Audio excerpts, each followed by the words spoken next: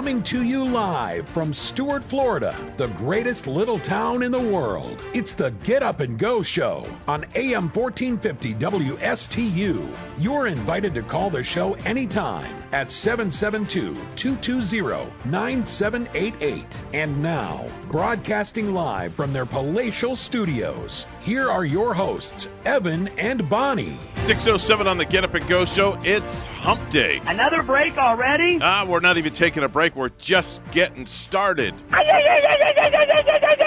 Well, I'm glad you're excited to be here with us because we're excited to have you here as well. You're getting dangerously close to being unfriended. Okay, well, please don't unfriend me, whatever you do, okay? Just simply don't unfriend me. Hello, I'm Dr. Ruth Westheimer.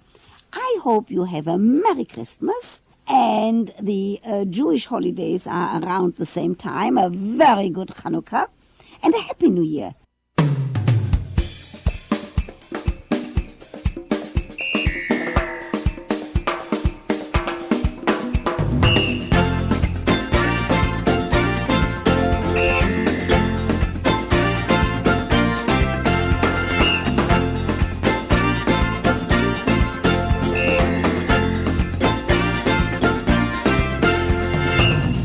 Stressed out as the holiday season draws near. Nothing like a little Jimmy Buffett to get your morning going on this Wednesday. With a holiday ho-ho-ho and a bottle of rum. I'm not sure I've ever heard Jimmy Buffett do a holiday song before. Oh, yeah. Man, Jimmy Buffett is festive. This is rather nice. Yeah, it kind of gets you going. It does. Gets you dancing. I know Michelle Bonan is dancing this morning. She's on our Facebook page. Hi, Michelle. My cousin Michael. He's also dancing around as well. I see them through the monitor. They're dancing around. Michelle, put some clothes on, though. It's a little cold out. And comb your hair. You might still have that bed head. Yeah, you got a little bed head going on. That's okay. I kind of do every morning anyway. Get it straight, Bonan, okay? Jimmy Buffett, I read a little ditty about him yesterday. That Did you? Before he did Margaritaville, you know who almost recorded that song? No, tell me who. Instead, it would have been Elvis Presley. But I think he turned it down, and then Jimmy Buffett performed it. Really? So could you hear Elvis doing Margaritaville? Oh, wow. That would be pretty interesting. Yeah, and you know what? I could hear it. I thought about that, and, wasted away again in Margaritaville. I think I wasted away in a little Margaritaville. Thank you very much. I thought of the little rhythm of it, and I thought, I could hear Elvis singing this one. Yeah, definitely so.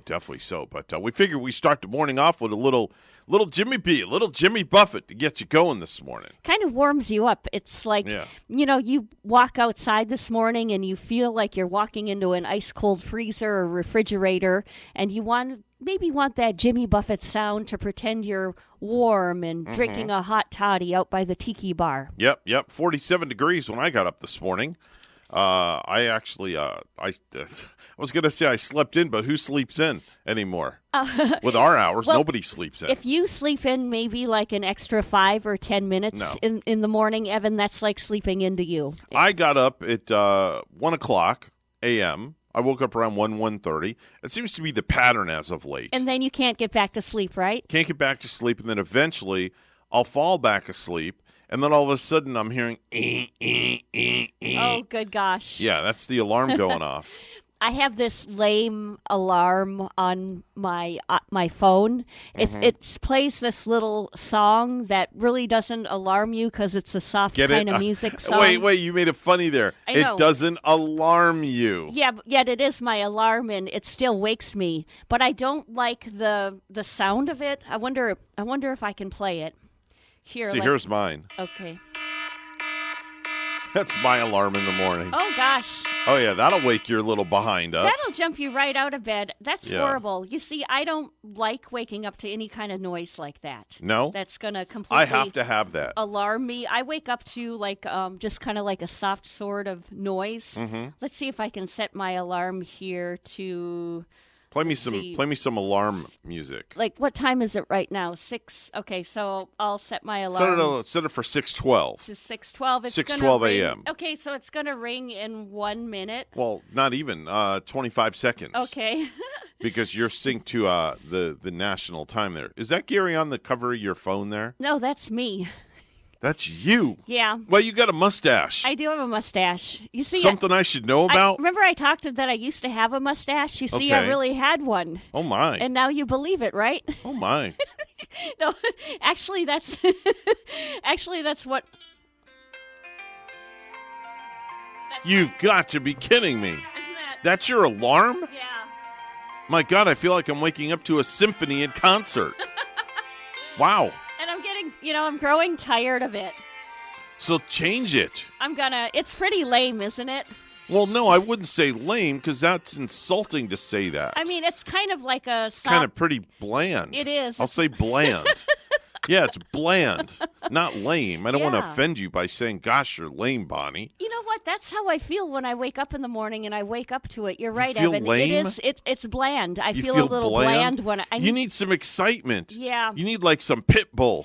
I used to have Sweet Child of Mine Oh, that there I you go. would wake up to. Oh, man, you should wake up to Sweet Child of Mine or wake up to some Van Halen or some Molly Hatchet. I know. Or some Metallica. I think Jump by Van Halen would be that'd appropriate. be good. Where you yeah, can Jump would be good. Jump and kind of get yourself Or how about out Enter of bed. Sandman by Metallica? Oh, yeah, that would be a good one, too. Oh, wait, I just want to verify to the listeners, I didn't really have a mustache. This is just me as a dude. We went to one of those websites where they take a picture of you and then they show the person you would look like as the as other a dude. gender. Okay. So me being a woman, this is what I would look like if I were a man. Pretty nice-looking guy, huh? Yeah, you clean up good there. You just need to shave a little bit. That's all. Get a shave. Who's that next to you? Jaden, Oh, my okay. stepson. we were in the back seat. Okay, interesting. Very interesting picture there. Bonnie is a dude. Yeah. Is there something I should be knowing here? That you're doing in another life or what? No, I just thought it was funny. But when I look at the picture, like, from one dude to another, I think if I were a guy, I would get along with you. I get along with you now. I would hope so. But by the looks of me, if I were a dude, I would say, yeah, he looks like a pretty nice guy. I would like to hang out. Sure, let's with just him. go grab a beer, Bonnie. Why not? But I named him Samuel. What happens when you have to go to the restroom? Which bathroom do you go into? Think about that one for a while. Oh, Evan, the dude's name is Samuel. Samuel is my name. So that's your alter dude. ego? Yes. All right, it's Evan and Samuel this morning. That's what I'm going to call the show all morning long. It's Evan and Samuel. And then when I posted this one on Facebook for the first time, this is incredible. I had a worse Get up one. and cross-dress show. I wish I could find the one where I look even more mean. I wonder if I can find that one. How much more mean could you look? Well, this one, he's smiling. I got another picture of where Samuel's not really smiling. He just looks tough. It's your alter ego. So, I need to have a conversation with Gary. Gary, are you aware that your girlfriend has an alter ego named Samuel inside of her? Oh, man. So when I posted it on Facebook, I said, we're giving my friend Samuel a ride up to Palm Bay. Oh, my gosh. Wow. Oh, boy. And then we haven't even gotten to 6:30 yet. And then my cousin Wayne, who's known me as a woman for all of these years and knew me from a tender age of 6 or 7, said, "So Bonnie, why don't you come lay down Why don't you come lay down on my couch over here and let me have a conversation with you? When did you start thinking that you were Samuel?" I don't know. When I saw a picture of my other gender, it just looked. To me, it looks like Sam, like a Samuel. Why did you name him Sam? Why did you name your alter ego Samuel? Why couldn't you name him Herbie or Fred or Barney or He just looks like Samuel or maybe Manuel. You know what I think a good one would be? Rico. Rico. That would be Rico Suave. It's the Evan and Rico show. I can't say Evan and Samuel. It just doesn't sound right. And as Rico, I would say, "Hey, baby, come on over to my pad." And then Fredo calls it and he goes, "Hi, Rico." Fredo, he just might. Oh, I don't know if he. Rico. That's your new alter ego name. Yeah. It's going to be Rico. I don't know what I just did to my phone, though, but it's swinging and I can't get this. It's swinging. Like little device to stop. It probably can't take the fact that you're looking as a man in your phone. It's going nuts. It is. They're trying to do some kind of facial recognition with Rico there, or what? Maybe I have to shut it down and restart it. I don't know. Just throw it against the wall or something. That's what I could try Time to for do. a new phone. I'm going to do a power off. How about that? Power off. Yeah. Power that bad boy off and then repower it on. There you go. Turn Rico off and turn Rico back on again.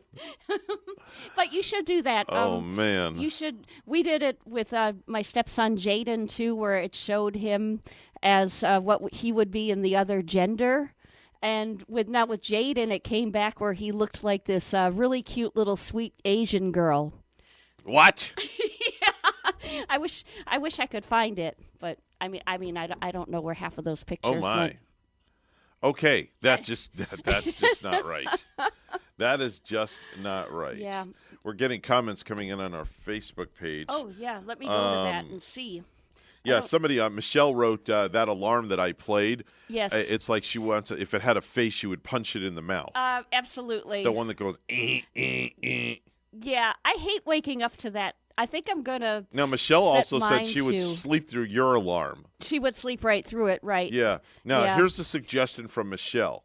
She said to put Double Dutch Bus as your alarm. I like it. Right? Uh-huh. So when you wake up, you want to put your roller skates on and just skate right into the kitchen.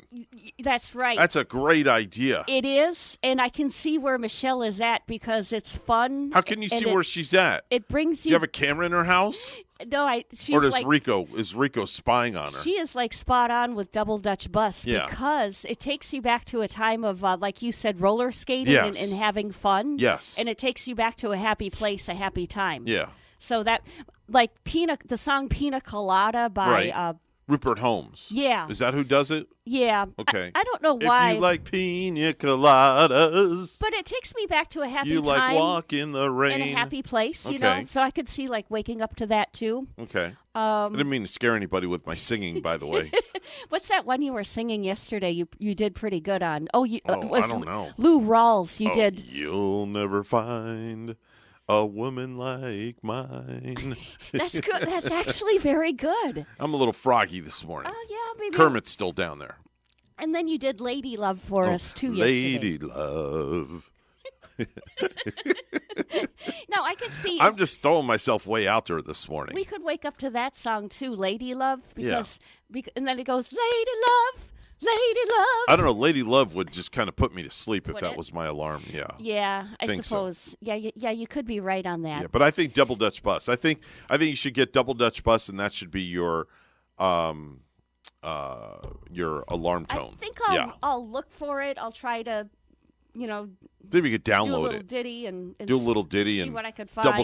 Double Dutch Bus yourself. Yeah, I like when they go rizza kazoo a kazoo a z a zoo a z. That they start talking all that. A b a they start talking all that street lingo. Yeah, I used to like to do the double Dutch with jump rope. We would have two jump ropes going at once, the really long, heavy, dangling kind. Yep. And then you got to get in there and jump and double pump it because you're double jumping. Yeah, that's true. That was good. Some good exercise. Now that's two ropes in one, right? It is. Yep, Ooh. 2 ropes, and your arms are going the. Let's see. You're using 2 arms. One arm's going to the left, one arm's going to the right, and then you get those ropes going in sync. Oh, that's got to be difficult. And, it was good exercise for your arms, too, now that I think of it back in the day. But man, that's tough to do. Yeah, and I remember, I remember jumping rope, too, with the, I would twist my rope and do a loop when I would jump, and then jump through the loop. Oh, yeah. When I was jumping on my own. That's difficult stuff to do. Jumping rope is actually a great form of exercise because Do you have a jump rope at home? I do, and I bought it. Can you bring it in and maybe tomorrow you could jump rope on air? I bought it from Bin Deals.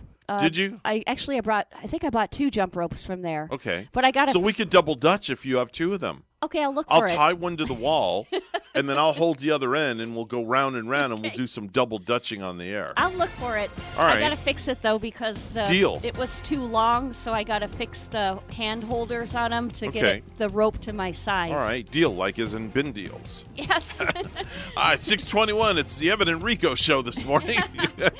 Let's go to the newsroom. Here's Rico. Thank you, Evan. Freeze warnings are in effect this morning for an area stretching from southern Georgia to north and west central Florida. There was a big plunge of cold air in the jet stream that dove southward right out of Canada down through the plains and right into the deep south. A strong northerly flow just drove that cold air deep into Florida. Florida Weather Center meteorologist Bob Smirbeck says things should start warming up later today. Wow. Students are just weeks away from wrapping up an unprecedented first semester of school. Here's WPTV's Treasure Coast reporter Megan McRoberts.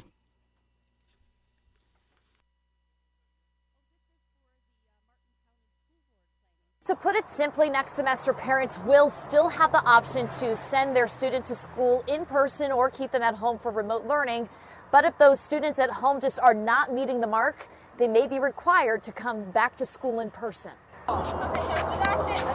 When it comes to keeping her kids happy and healthy, Deanna Luban keeps them active and sticks to a familiar routine. Routine is so important for kids. That's why she decided to put her 3 children in school in person during the COVID-19 pandemic. Because we are new here, so I wanted them to meet people. I wanted them to meet their teachers so that they would have an idea of what kind of a student they were. For the first semester, she said she felt her kids were better off this way. My high schooler did have to quarantine because someone in her classroom had contacted the virus.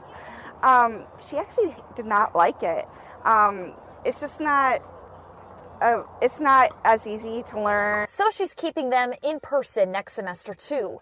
And Florida's Education Commissioner Richard Corcoran announced this week that schools statewide will remain open for families like Deanna's, with the virtual option for others. But a big change, students underachieving in remote learning next semester may need to come back to school. Bottom line, I think if a parent knows that their child is not getting the education they need at home, we're going to have to come up with solutions. So we have several solutions where we can keep their kids safe. In Martin County, district staff says in-person students on average made B's, while remote learning students had a C average. Attendance was also higher for in-person students than remote. Superintendent Dr. John Millay stresses the district will still work to find ways to help students succeed at home before asking them to return. But of course, the parent would have the final say on that. The district has until December 15th to send their final plan to the state for approval for second semester. There will also be a parent university this week on Thursday where parents can hear more directly from the district about their COVID-19 plans. In Martin County, I'm Megan McRoberts. Back to you.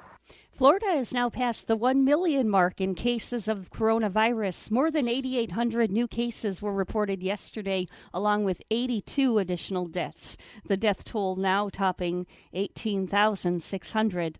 Meanwhile, Governor Ron DeSantis continues to reject issuing a statewide mask mandate or placing new restrictions on businesses. Agriculture Commissioner Nikki Fried, Florida's only statewide elected Democrat, says the governor is refusing to show leadership. It's time for everybody to kind of step up and take their personal responsibility on this because it's not behind us. It's continuing to spread, and we hope that a vaccine will come out in the near future. But until which time, we need to make sure that we're doing our part. About 1 in every 21 Floridians has now been infected by coronavirus, compared to 1 in every 24 Americans nationwide.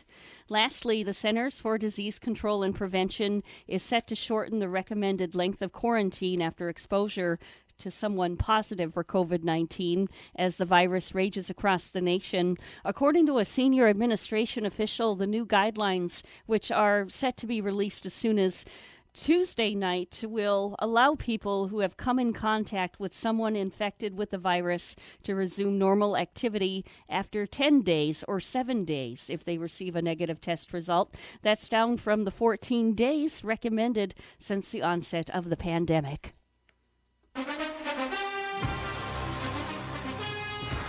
The Ravens are headed to Pittsburgh today, and that game is still on, but Baltimore had 2 more positive COVID-19 tests before departing Tuesday. Sources told ESPN the positive tests belong to Ravens safety Geno Stone, a rookie 7th-round pick who has played 2 games this season, and an equipment manager. The results are not expected and not a concern for the game starting at 3:40 this afternoon.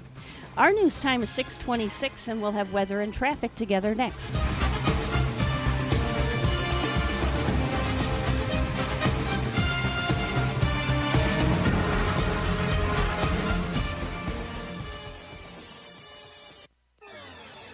This will be another El Nino year, although a weaker one.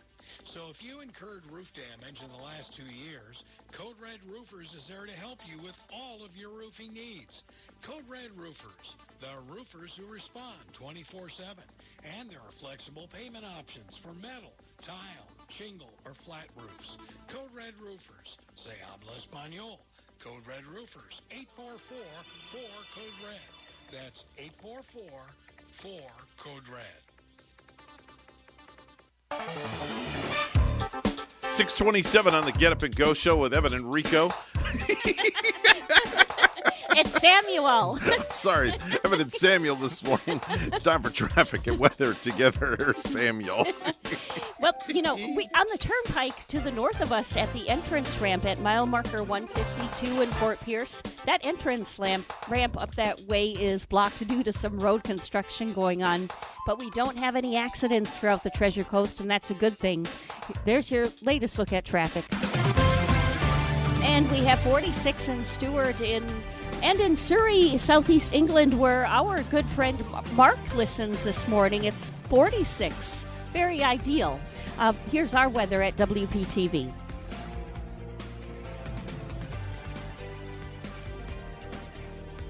Happy Wednesday, my sunshines. It is a cool and crisp morning along the Treasure Coast. Temperatures this morning starting off in the mid-40s under mostly clear skies.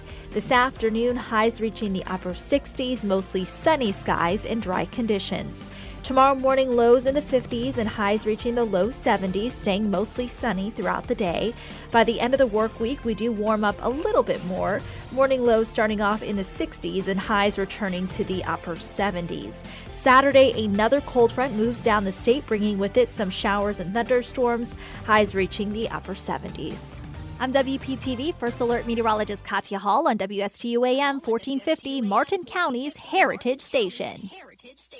Unfortunately, in today's litigious society, too many Americans fail to have an effective estate plan and asset protection strategy. I'm attorney TJ Heineman, and I've been counseling families, businesses, and executives for 20 years. I can help you preserve your wealth, safeguard your assets, and protect your family. My law firm specializes in estate planning and administration, asset protection, corporate law, and real estate. For a free copy of my Family Estate Planning Survival Guide or a free consultation in my Palm City office, call me, TJ Heineman, at 888-5667. Hello, this is Gary Owen of the Owen Insurance Group. We are a local independent insurance agency located right here on the Treasure Coast. I've been a resident here for 34 years and have helped thousands of clients with their insurance planning needs. We specialize in life, health, and Medicare insurance planning. Don't travel the road alone. Let us be your guide. We are the Owen Insurance Group. Contact us today at 772-210-1020 or visit our website at oweninsurancegroup.net.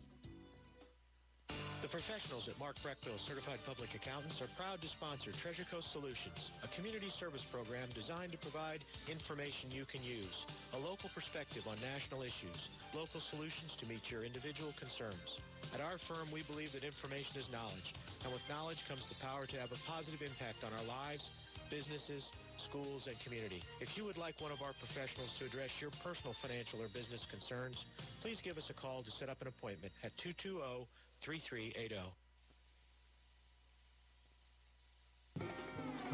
Let's get back to the Get Up and Go show. Here's Evan and Bonnie. Oh, I was supposed to play something here. Here we go. Congratulations to the French chef who created a pizza with over 250 cheeses and set a Guinness World Record. And now, in honor of his creation, Pizza Hut is coming out with the Clogger. It's a cheese pizza made with more than 50 cheeses, including mozzarella, parmesan, gorgonzola, provolone, assaggio, ricotta, mascarpone, burrata, fontina, and more. The Pizza Hut Clogger. It's so cheesy and delicious, you're not going to take a dump for a week. Warning, Pizza Hut is not responsible for blocked arteries from ingesting their 50-cheese pizza. The Clogger, new from Pizza Hut. I wonder if there's a pizza called the Clogger. The Clogger. Now, wow. If there was one called such, do you think you would order it? I would. Why not? I mean, my cholesterol levels are okay. Yeah. I think I might have to see the TV commercial for it first and see what's on it and the way it looks. All right. So for the first time in history, I have no viral videos this morning. Oh, really? I have nothing that I can actually air. Oh, wow. No audio that I can air. So instead, I found a couple of articles I wanted to have a conversation with you about. Nice. I like it. There's a study out recently that people can trust because who knows more people about people's backsides than Preparation H. Okay, so it's a study that was done recently by Preparation H on people's backsides. As they probably should be doing this study. Right, exactly. The makers of Preparation H recently did a survey to find out how much time people have spent sitting down on their derrieres this year.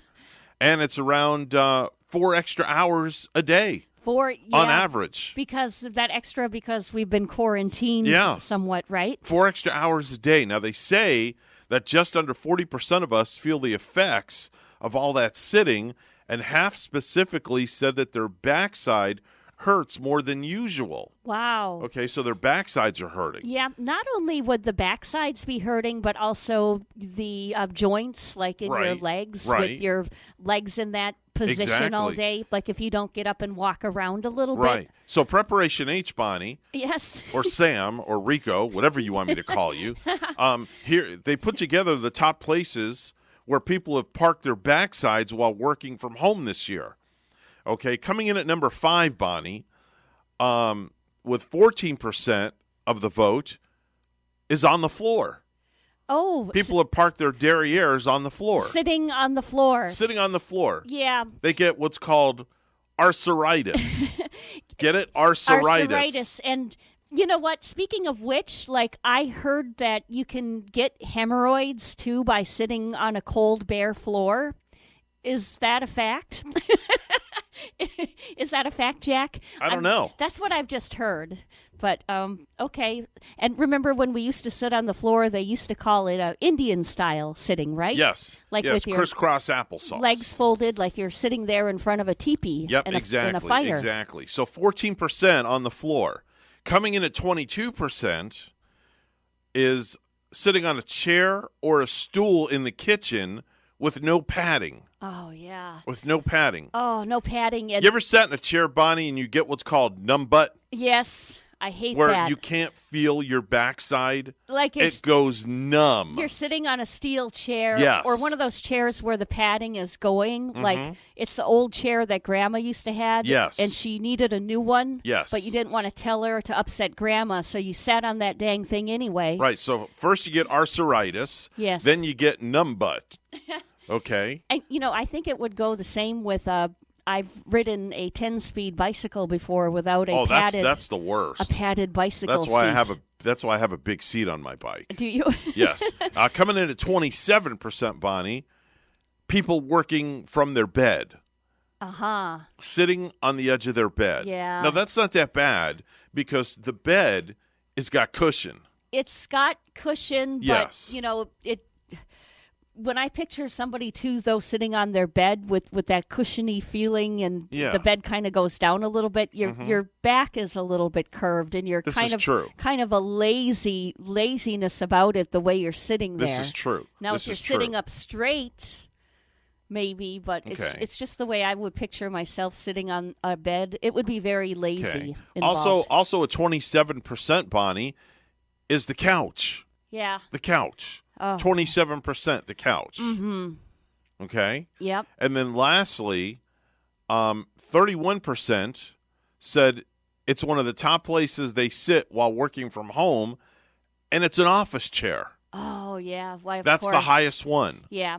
But some of those office chairs can be pretty comfy. I like the ones with like a nice black chair with black padding, a black cushion that you sit on, and then the chair that swivels and turns around like this. Watch while I take my headphones off. Yeah. Go ahead. Woo! Can you do that like 10 times? I want to get you dizzy. 3, 4, 5. There goes Bonnie. 6. Oh, God, don't get up and walk. 7. We got stuff flying all over the place. 8, 9. There she goes. All right, 10. All right, you can stop now. You can stop. Okay, are you all right? No. You're not? You're dizzy. Yeah. Don't get up. You sure? Yeah, please don't get up. Don't get up. Don't get up. It's spinning you're spinning. Yeah. Okay. I wish you could see what I'm seeing because you're probably seeing 20 of me. It is. Okay. In the whole world, the room is going. Okay. All right. Make your way over to the microphone there. You all right there? Yeah. Just want to make sure. I mean, in this. How's Rico doing? This chair. How's Sam? How's those egos doing? The alter egos, are they all right inside of you? Getting a little warm in here. Oh boy, here she goes, taking some of her apparel off. We're gonna take some apparel off and do that spin. Just the jacket, please. No, I'm not gonna be spinning. So anymore. anyway, so back to the Preparation H story. 4 in 10 people also said, Bonnie, or Sam or Rico, that they've spent more time in the laboratory or in the restroom this year than ever before. Okay, maybe because they're hiding out just to get away from people. Oh, really? Yeah. Oh, like people will go in there just to get away from people. Just to stay away. Yeah, like if you're if you're at a gathering. Well, I don't want to say gathering, but if you're with a small group of people and you just kind of want to get away, you excuse yourself and you go to the restroom.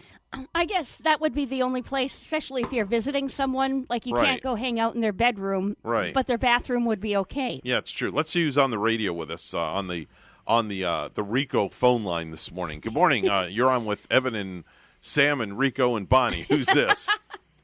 This is Mr. Peabody. Oh, well, now we have Mr. Peabody joining us this morning. Good morning, Mr. Peabody. How are you this morning? Good morning. What is with the polka dots? Their shirt there, is that Sam I am? Well, I don't know. I don't know. You'll have to ask one of 3 people because I've got 4 people. I've got 3 people co-hosting this morning. I've got Bonnie, I've got Rico, and I've got Sam this morning. Did you see me? Did you, Mr. Peabody? Did you see me spinning on the Facebook when my chair was spinning around? And when I was spinning, did my polka dots all go in like one sequence? Did it turn into one string of polka dots? It's an optical illusion. I thought you were going to fall flat on your face. I talked to Fredo. He has a psychiatry service waiting for you to call him. Okay. Very interesting. Do you like green eggs and ham, Sam? Oh, did you see what he did there? Yeah. Green eggs and ham, Sam. Green eggs. I like ham. I like my eggs yellow. I don't know about green. Oh, yeah, not green. Oh, please. Well, the Starlight Lounge will definitely make sure we can have some for you. Actually, green eggs aren't bad when you put them in pickle juice. Have you ever done that? No, I've never have. I've put like eggs in leftover pickle juice in my pickle juice jar to make pickled eggs. Okay. Yep. All right. And so are you going to do a hula hoop thing going on there? Evan, tell her, she may just have to clear the area. Oh. To do a hula hoop in here, you know what? I may bring a hula hoop in, too. Oh, I can't. If you're bringing a jump rope, I'll bring a hula hoop in. Do you got a hula hoop at home, I have a hula Evan? hoop at home. You do? I do. Who's been using I it do. at the 9 household? My feminine side. Ah. Okay. Oh, I hula hoop every now and then. Is her name Franny? No, it's Evelyn.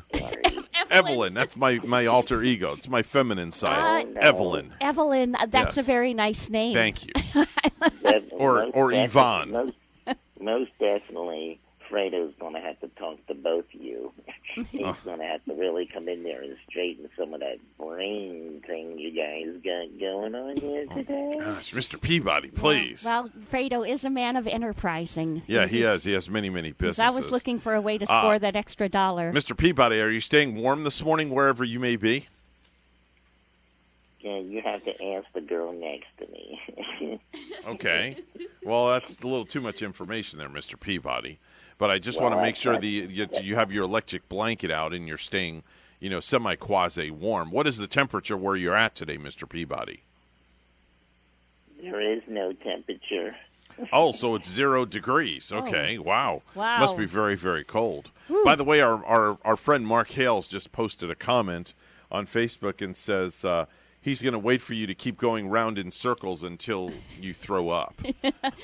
He said that would be entertainment. That was up and coming, too. That was pretty brutal. I can't believe you did that in the chair this morning. Speaking of throwing up, I know we didn't do viral videos, but I did see one this morning. That's why I avoided that one this morning. Oh, you did? Yes, because it has a few cuss words in it. Oh, because of the cussing. Yeah. Hey, Bonnie, or Sam, whoever you are, is that an upchuck moment? Yes, it is. Oh, man. All right, Mr. Peabody, we got to run because we have business to take care of. We enjoy your phone call. And Mr. Peabody, thank you so much for listening in this morning. We greatly appreciate you. And give my regards to your girlfriend, Matilda. All 5 of you, take care of yourself. All right, bye-bye now. All 5 of you. With a name like Peabody, I hope he's going to stay warm. Yeah, Mr. Peabody. Mr. Peabody, Lord have mercy. I don't think he has a lot of meat on his bones now, does he? No, I don't know. I couldn't tell. He sounds like he's pretty up there in age. Yeah. So, anything's possible. Kind of like a frail man. Yeah. Yeah. Definitely so. Hey, Bonnie, I have the top 10 reasons how to cheer ourselves up in 2020. Now, if you've gotten through 2020 without melting down, congratulations. You're an emotionless psychopath, as far as I'm concerned, okay? Now, 3 in 4 people say all the bad news this year has taken its toll on them, and 70% of us have tried to do something positive every day just to stay completely sane. So here are the top 10 little things we've done to cheer ourselves up, okay? Coming in at number 10 is dancing it out. Just getting up and dancing just at random. Did Rachel's dance outside ever go viral? Rachel she wouldn't got let up me and post it. Danced a she little wouldn't bit. let me. She wouldn't let me post it. Yeah. So I don't know, but I think it would have gone viral. But just ask Rachel. I'm sure it cheered her up. Well, it made her happy. Yeah. She did her happy dance. Endorphins coming from a good exactly. dance. Coming in at number 9, they say just to sing in the shower. Oh. Have you ever sung in the shower, Bonnie? You ever sung a song in the shower? I did it back when I was maybe in high school age when I thought I could actually sing. I have the perfect song for you to sing in the shower. Okay.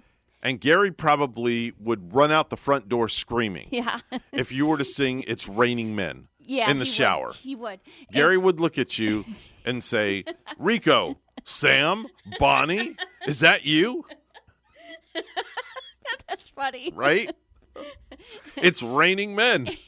It would be like confusing. It's raining Ricos. Like if I heard Gary's voice, I wouldn't know which one of me he was talking to. Right? Exactly. Yeah. Exactly. But, he would be running the other way just if I sing. He hates to hear, and everybody really hates to hear me sing. I like hearing you sing. I can't really do it. I like hearing you sing. Thank you, but... I'd love to hear you sing Whitney Houston's I'll Always Love You or Dolly Parton's Working 9 to 5. I walked into or maybe some Katy Perry convenience store the other day, and Whitney's I Will Always Love You was playing on their Alexa. And okay. I just hadn't heard the song in a while. Did you bust out where she goes, and I will always love you? No, because I wouldn't want to ruin that song for anybody. If I just made you throw up, I'm sorry. I apologize. Even though sometimes I like to do Dolly Parton Sings and Dolly Parton on doing the original of it, I wouldn't even ruin the Dolly original of it. I wouldn't even try. Okay. The song's too beautiful. Okay.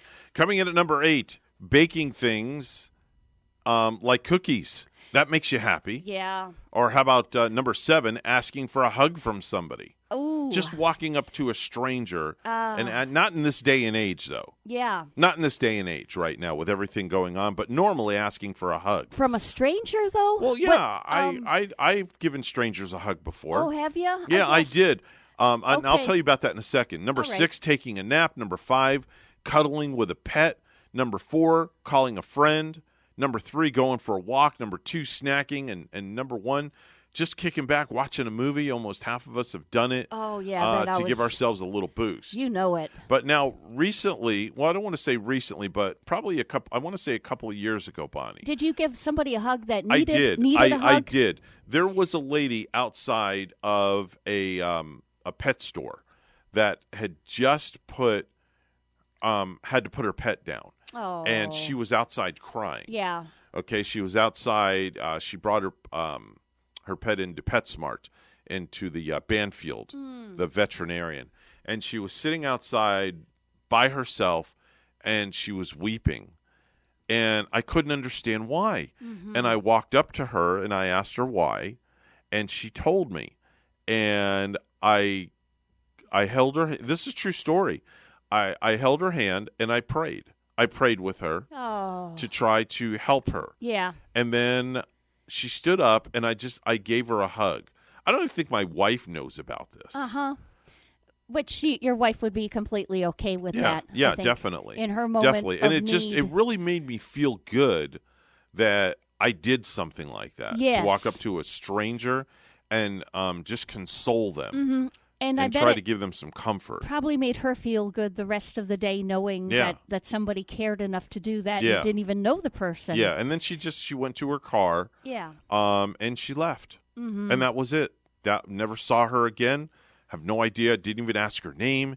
Didn't know where she was from. I just saw her, as I was getting out of my car, I saw her walk out of the pet store and just break down right there and just sit up against the wall. Right. And just weeping in like a fetal position. Oh, and sitting upright. I understand that feeling when you have to put down a pet. It's the most terrible feeling. It really made me feel good to be able to do something like that. Yeah, that's nice of you to do that, Evan. 6:48 on the Get Up and Go show. It's an Alter Ego Wednesday is what we're calling it. Oh, gosh. So for this newscast, we're going to go and turn it over to Sam. I'm gonna have to send that photo, try to get it somehow over to you. Yeah, so please do. People can understand why my alter ego is Samuel. Get that to me right away. I want to post it on our Facebook page. I'll try. All right, take it away, Sam. Getting COVID-19 is different for everyone, and it turns out recovering from the virus is just as unpredictable. WPTV's Michelle Quesada has details. Here we go. Diana Sierra has been training every day of her young adult life. So I went to weightlifting, flag football, volleyball. So when the 21-year-old recovered from COVID-19 in April, she was relieved to get back to her firefighter training. Except 2 months later, her symptoms returned, and they were worse. Yesterday probably was the worst day that I had in a very long time because my whole body was weak. Everything in my body hurt. I couldn't breathe. Palm Beach County scientist and researcher J.P. Arago says it's happening to a number of people who have recovered from the coronavirus, known as long haulers. Well, the first is to recognize that they're not alone and that the symptoms that they're experiencing are real. Respiratory issues, muscle pain, headaches, fatigue are all symptoms reported by long haulers, caused likely by what Erico describes as damage from a long period of inflammation. For many, it may feel like there's no end in sight, but scientists and researchers say that they have had long haulers make a full recovery and be symptom-free again. Everything from medications to supplements to even neuromodulation techniques that can be used that can be very helpful in reprogramming the brain or reteaching the brain that its interpretation of the situation isn't right. Infectious disease consultant Dr. Ramprasad Gopalan says the most puzzling part is that there's no specific age group susceptible to becoming a long hauler. He says the key to not find out, don't get the virus. Although we're talking about post-COVID syndrome, we should try to make sure we don't get COVID. Very simple methods. Wearing a mask, having safe distance. Michelle Quesada, WPTV News Channel 5. In the middle of a pandemic, a state lawmaker wants to strip Florida of its ability to mandate vaccinations. Here's WPTV's Forrest Saunders. Some of the lawmakers that we spoke with said they had no idea they even existed up until recently, and that's when they knew they wanted to change things.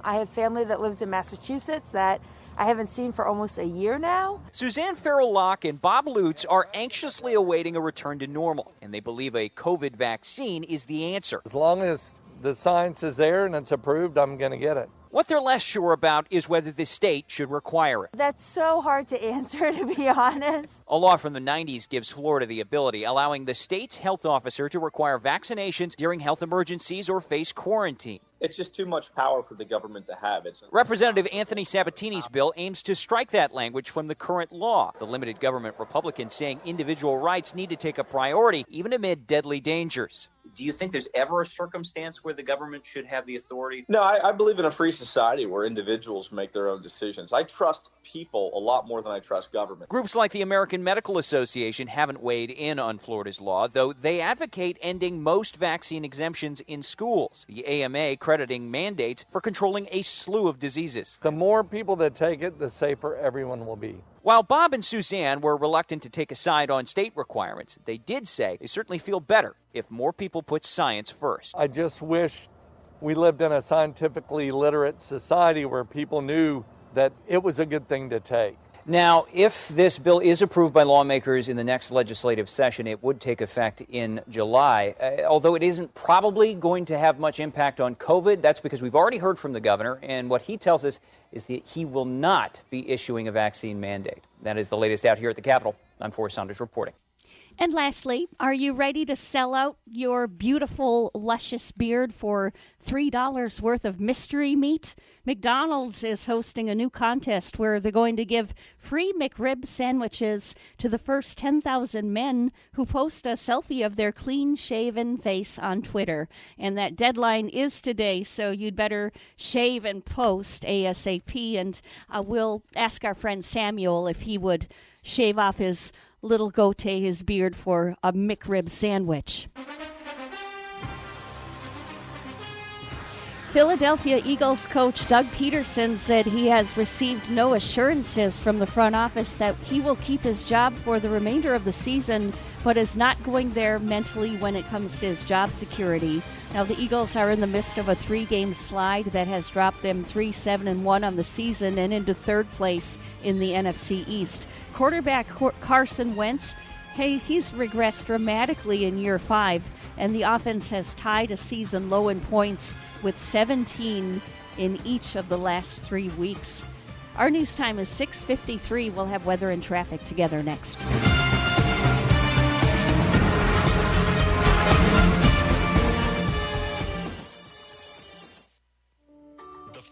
I stepped into St. Lucie Jewelry and Coins, I figured it would just be one of my many stops on my road to the perfect engagement ring.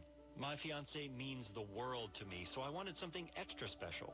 I found a huge selection of engagement rings at great prices, and my worry about finding the perfect engagement ring was quickly replaced with exceptional customer service. St. Lucie Jewelry's over 400 5-star reviews really told the story. I finally picked a ring, and it was perfect. She was floored. And then the tears came. Hi, this is Hawk Levy, owner of St. Lucie Jewelry and Coins.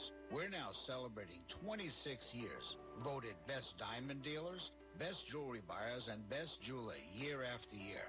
Come celebrate with us in opening our 3rd location at 1335 St. Lucie West Boulevard next to Publix. We invite you to take a tour of our competition, but then come see us last.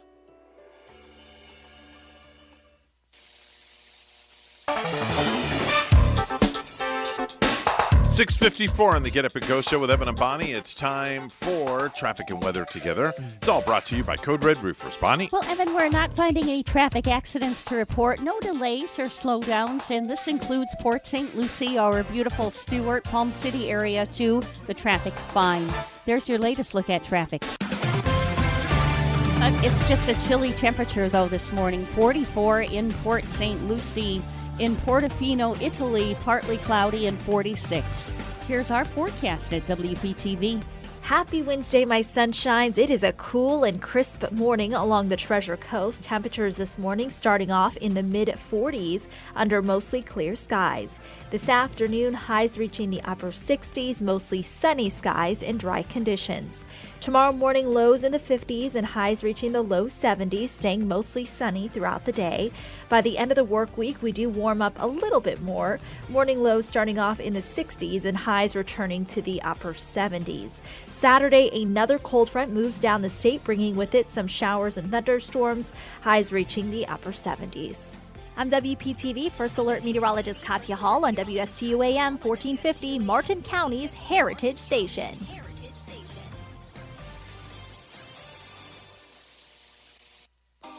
So, have you heard this one? A priest and a rabbi come into this radio station. Really, it's a priest and a rabbi. Right here, Friday mornings beginning at 9.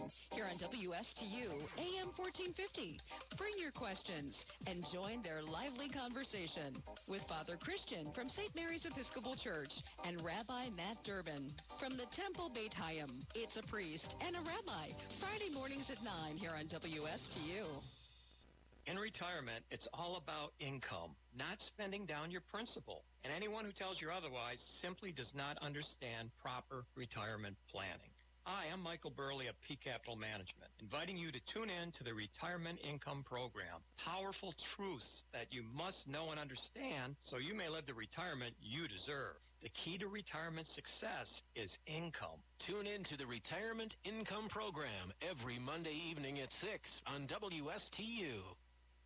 Experience Heathcote Botanical Gardens in Fort Pierce in a whole new light at the 6th Annual Garden of Lights. Be dazzled by thousands of lights crafted in whimsical garden designs. This is an outdoor event and masks are required. There will be refreshments and a holiday photo op with Heathcote the Bear. The evening event kicks off Thanksgiving weekend and runs through New Year's. For tickets and more information, visit heathcotebotanicalgardens.org. You're listening to the Get Up and Go Show with Evan and Bonnie on Martin County's Heritage Station, AM 1450 WSTU. Now let's get back to the program with Evan and Bonnie. Evan and Bonnie? Wait, it's Evan and Raul or Evan and Sam or Evan and whoever it is. Oh, Raul is a very cool name now. Oh, I'm sorry, Rico. That's it. Rico. Yeah, Rico. But I don't know. I wouldn't mind going as Raul too. Okay. And Rico but Samuel is the one that I tend to look like the most, I think, in my snapshot. Samuel. Okay. That looks like a Samuel to me, which I'm still trying to send this picture over to Evan. Can you find it? So he can Facebook it. Have you found it yet? I mean, it's right here, like on my little desktop on my phone, phone top. Well, it's got to be somewhere in your photos. It's odd. I'll have to search for that a little while. Okay. Well, open up don't you have a photo section where all your pics are? It's got to be in there somewhere. Oh, yeah, maybe I can get it from Gallery. I know what I could do. Gallery? I'll show you what I'll do to get it. Okay. Hold on. I'll show you a little trick. Let's listen to Mickey here. Deck the halls with boughs of holly. This is from the Disney Family Christmas album. Minnie Mouse there. Yeah. Troll the ancient Yuletide carol.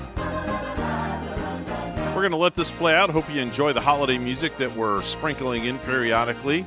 We're WSTU Stewart, Martin County's Heritage Station. Hour number 2 is just around the corner. The blazing, you'll be for us. Follow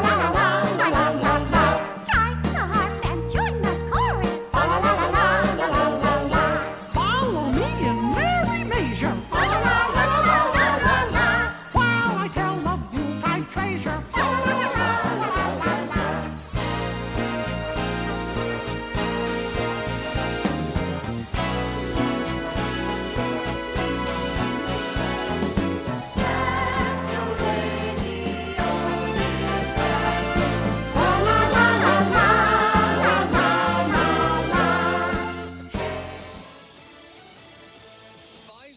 Its first green light.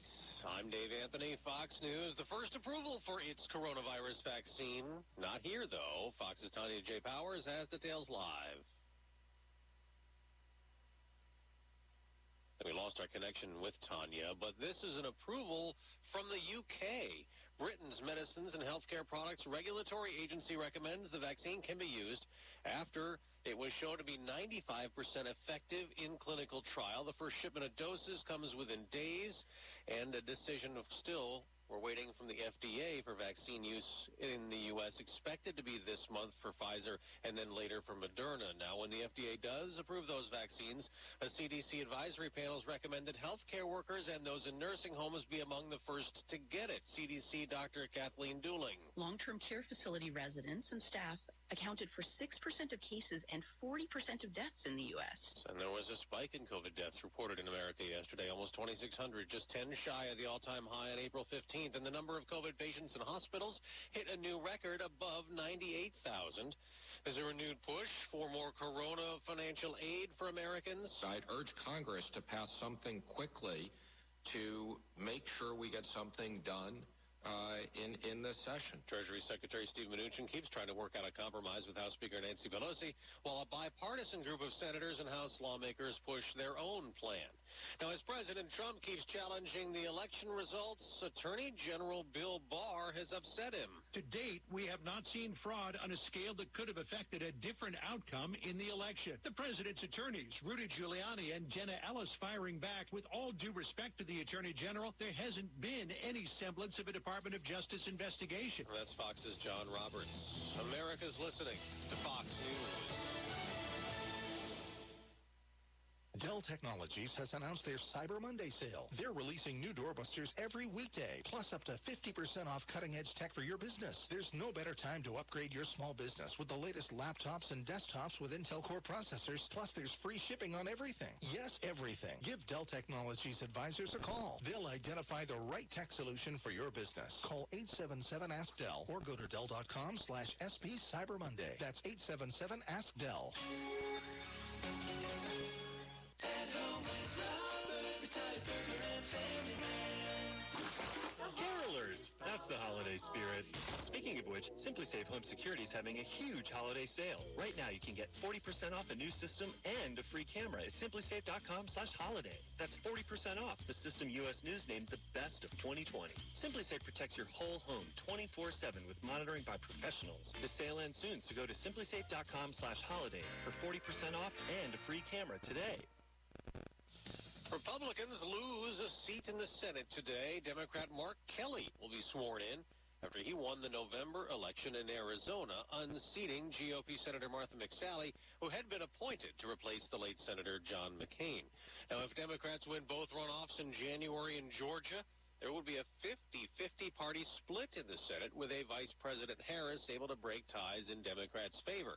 Now, President-elect Biden has rolled out his economic team that he says will help America come back from the devastation caused by the coronavirus pandemic. He also laid out his top priorities in terms of his focus for his first year in office.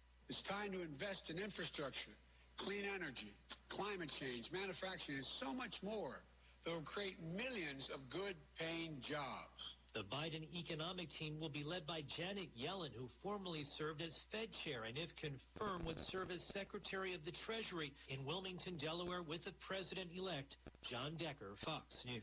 SpaceX is getting ready for another launch today. In addition to launching rockets and capsules for NASA, Elon Musk's SpaceX is also working on a large, shiny, people-carrying rocket for itself. It's called Starship, and it's the vehicle SpaceX one day hopes will go to the moon and to Mars, carrying out Musk's idea of a privatized Martian colony.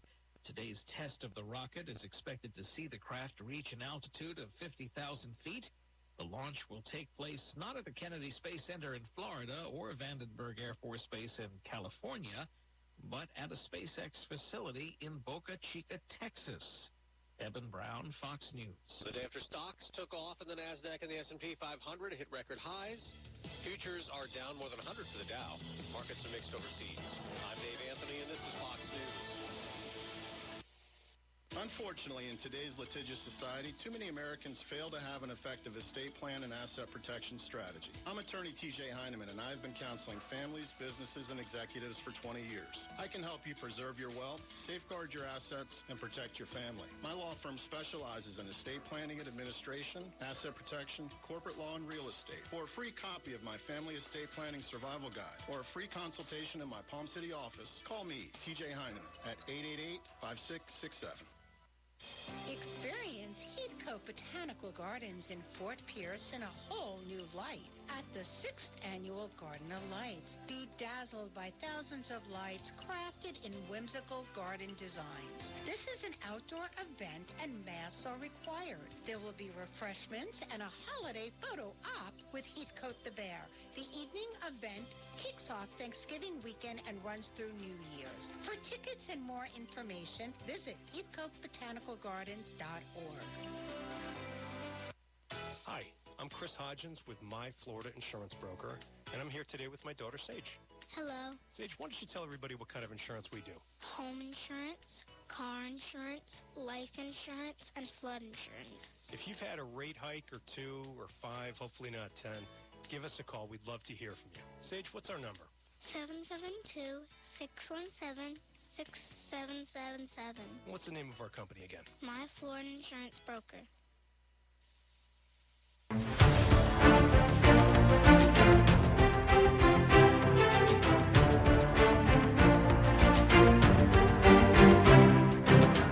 Coming to you live from Stuart, Florida, the greatest little town in the world, it's the Get Up and Go Show on AM 1450 WSTU. You're invited to call the show anytime at 772-220-9788. And now, broadcasting live from their palatial studios, here are your hosts, Evan and Bonnie. 7:07 on the Get Up and Go Show. It is a Wednesday. What day is it? It's Wednesday. What day is it? All right, let me say it again. It is Wednesday. You don't know what people are capable of now.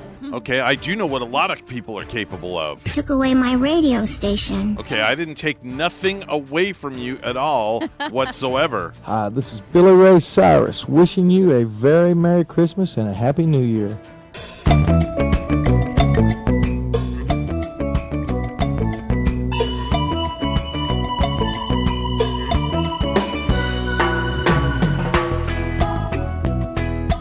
That was one of those fun, upbeat type songs to get your morning going. Jimmy Buffett once again doing Jingle Bells. Oh, what fun it is to ride in a one-horse open sleigh. Hey, jingle bells, jingle all the way. Oh, what fun on the jazz school run in a one-horse open sleigh. I need some hot chocolate, Bonnie. Oh, I know. Can you make them run real quick to the store And maybe get I'll- back within 10 minutes? I should just bring my Kerrigan tomorrow morning. But you want it now, don't you? Yeah, I'm kind of having a craving for hot chocolate. Bentley hasn't called us in a while. He might No. want to make a run for it. Maybe he can make a run for hot chocolate. Yeah. Maybe we could get George just to drive down some hot chocolate. Or maybe I can get the wife to drive some over here. You know, George might want to get out of Kentucky where it's only 26 right now. Yeah, it's and snowing. Yeah, if he can get through the snowstorm and, bring us some of that would be swell. I could always text Gavin and say, hey, listen, skip school today and bring us some hot chocolate. He'd be like, okay, Dad, no problem. Oh, yeah, Gavin would be like all over that. Yeah, and then I'd be in the doghouse with the wife also. Does your son know you as Evelyn? He hasn't met Evelyn yet. Oh. Yes, Okay. but, Evelyn, every now and then Evelyn will come out. Yeah. Okay? And the Evelyn side will come out and do a little Evelyn. We want to see you wearing a Christmas dress tomorrow, dressed as Evelyn. Oh, Wouldn't that don't be fun? dare me. Don't dare me. Yeah, that would be quite the bit. Maybe I'll have Evelyn do the birthdays and anniversaries this morning. In Yeah. fact, let's do that. News on the radio. Happy birthday, happy birthday, happy birthday. It's time for birthdays and anniversaries. Hello, Evelyn is here. Hello, Miss Bonnie. How are you? Oh, I am fine and dandy like cotton candy, Evelyn. Told you Evelyn would be here in all her diva-ness. Now, we need the full Yes. Evelyn in bloom in that dress coming up on the show honey, tomorrow. let me tell you something. Snap, snap, snap. Maybe you might just get it tomorrow. Now, with Evelyn, I can picture you in one of those fancy, low-cut, stylish kind of dresses. Oh, yes, honey. Let me tell you. It's gotta be low cut. I don't have any cleavage to show, sweetheart. But let me tell you something. When you see me in my dress, it's going to look so good. And what color is this one beautiful dress Oh, going to it's be? going to be hot pink, honey. Let me tell you. Gosh. You're just going to put me to shame because very rarely on the show do I wear pink. So maybe I'll have to wear some pink tomorrow to complete with you, Miss we're Evelyn. just going to have to see there, Miss Bonnie. We'll have to see. I kicked Evan out of his chair, and I'm taking over the show for the birthdays. We can have some girl power then. Yeah, so it's girl power. Charlie Puth is 29 today, honey. Who is Charlie? Charlie Puth. You know who he is. I don't know him. His biggest hit is See You All Again. He's so good. I never heard of that one. You've never heard of Charlie Puth? Now lay We'll one get on your me. little Google machine out there, Bonnie. All right, lay one on with me. Your that little I know. polka dotted shirt. How do you spell poo? No, I'm not spelling poo. It's Puth. P-U-T-H. Charlie Puth. Charlie Puth. Okay, I don't know this individual. But, Okay, well, Google Charlie Puth. Okay. Aaron Rodgers. Oh, he's so cute. He's a hottie. Oh. He's the Green Bay Packers quarterback, and he's 37. He's already 37 today. Yes. And he's just like, wow, he's just so in good. his prime right now. Yes. Oh, Charlie Puth is that's Yeah. a good-looking young man, right? Is he some sort of... Oh, he's so adorable. I'm going to have to ask him out for a date. Oh, by the way, if you're just listening, and this is Evelyn broadcasting, I've kicked Evan out of the chair. Nelly Furtado. Furtudo. Evelyn, Charles Puth, though, seems a little bit young for you, honey. Oh, that's okay, darling. I'll date any age. Britney Spears is 39. You know, when I put things in perspective, Evelyn, it's hard for me to fathom that Britney Spears is older than Aaron Rodgers from the Packers. Yeah. It doesn't seem so, does it? No, I can't tell you anything. Not at all. Nelly Furtado is 42. Lucy Lowe, 52 years old today. Oh, Lucy. I love Lucy Lowe. Did you see her like in Charlie's Angels? Oh, she's adorable. Oh, she is. She is a fine, fine, sweet lady. Stone Phillips. Oh, I love Stone Phillips as much as you love Brian Williams. Oh, Lord. Stone Phillips is 66. Do you think he's handsome at age 66? Oh, he's a good-looking older man. Gorgeous. He's gorgeous. Kathy Lee Crosby, 76. Oh, wow. Okay. And this poor guy, he's 6 feet under, but that's all right. Gianni Versace. He's celebrating a birthday. Celebrating in the heavens, yes. He is. Mm-hmm. I'm done. Can I get out of the seat and let Evan come back now? Is that all right with you? I have to use the little girls' room. Well, you deserve so, and you did a fine, fine job. Thank Evelyn. you. Thank you. Yay. All right, I'm back. All right. All right. I'm back. Man. I don't know. I was enjoying Evelyn. Did you? Yeah. Well, maybe Evelyn will make another the appearance. Little girl power going on Okay. with Hi, us. you're on the air with Evan and Bonnie. Forget about bringing hot chocolate. I'm calling Fredo to give you guys an intervention. Good morning, George. How are you today? Oh, my gosh. Well, nice and cold. And how did Evelyn do for the first time on radio, by the way? You know, Evelyn's never been on the program before. I think she has tightened up her girdle too much. Oh, okay. I think she has like a lot of moxie. I thoroughly enjoyed her. Has a lot of something, but you know. Yeah. Hey, could you bring down some hot chocolate from Kentucky, man? I could use some. Oh yeah, yeah. Oh yeah. If you leave now, you could be here by 7:00 tonight. And you can play it on your radio. Play some Kentucky Rain on your radio. Play the Kentucky Headhunters. There you go. Well, hey, now you just mentioning about the Kentucky Headhunters. Right. Got to tell you. All right. I know them. Are you going to tell us a story? A little one. All right. Well, I need story music. Hold on. Okay. All right. Go ahead. Oh, it's not that type of music. Oh, it's not that type. You need banjos. You need banjo picking music. Yeah, there you go. Oh, well, hold on one second here. Let me get you some banjo music. All right, go ahead. Yeah. There's your banjo music. I'd run around here naked as a jaybird hollering. All right. S-O. Oh, okay, anyway. The Kentucky Headhunters, down just 8 miles from where I live at, it's called Dumas Walkers. Oh, I love that song. Yeah, Dumas Walker. Okay. That's a great song. Okay. Now, they did the video here in where I live at, in the town of Tompkinsville, at the high school. Mm-hmm. They made the video for that song.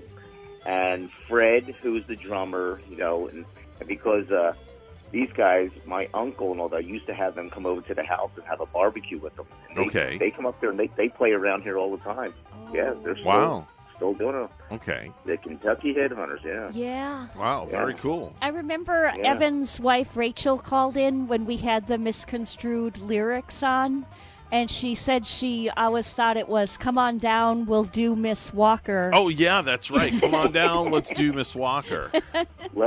Let's all go down to do Miss Walker. Right.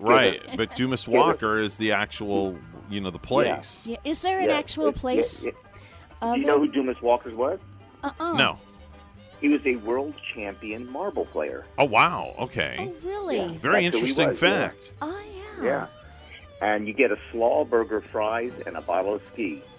A slaw burger, fries. Oh, man. And a bottle of ski. So that's basically a burger with coleslaw on it. Yes.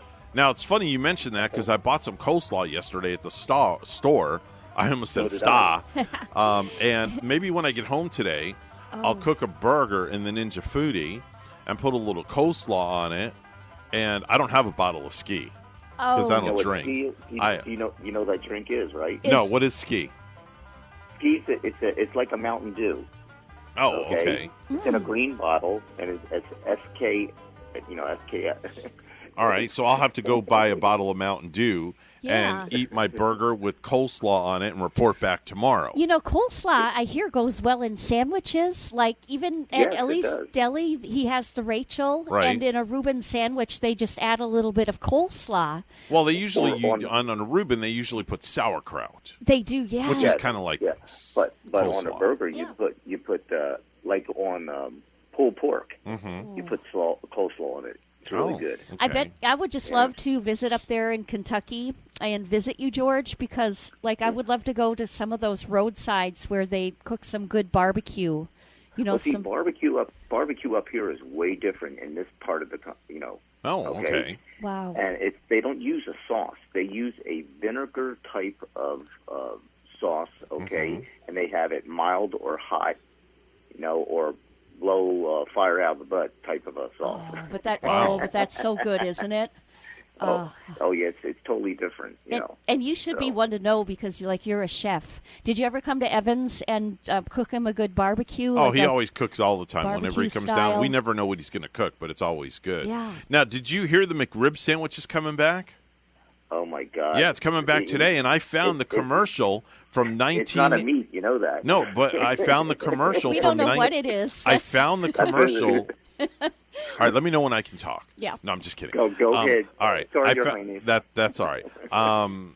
Now I forgot what I was going to say. You found a commercial on there the we go. McRib. Thank you. I found the commercial from 1989. Let's listen. Oh, God. Looks like Daddy's bringing home the barbecue.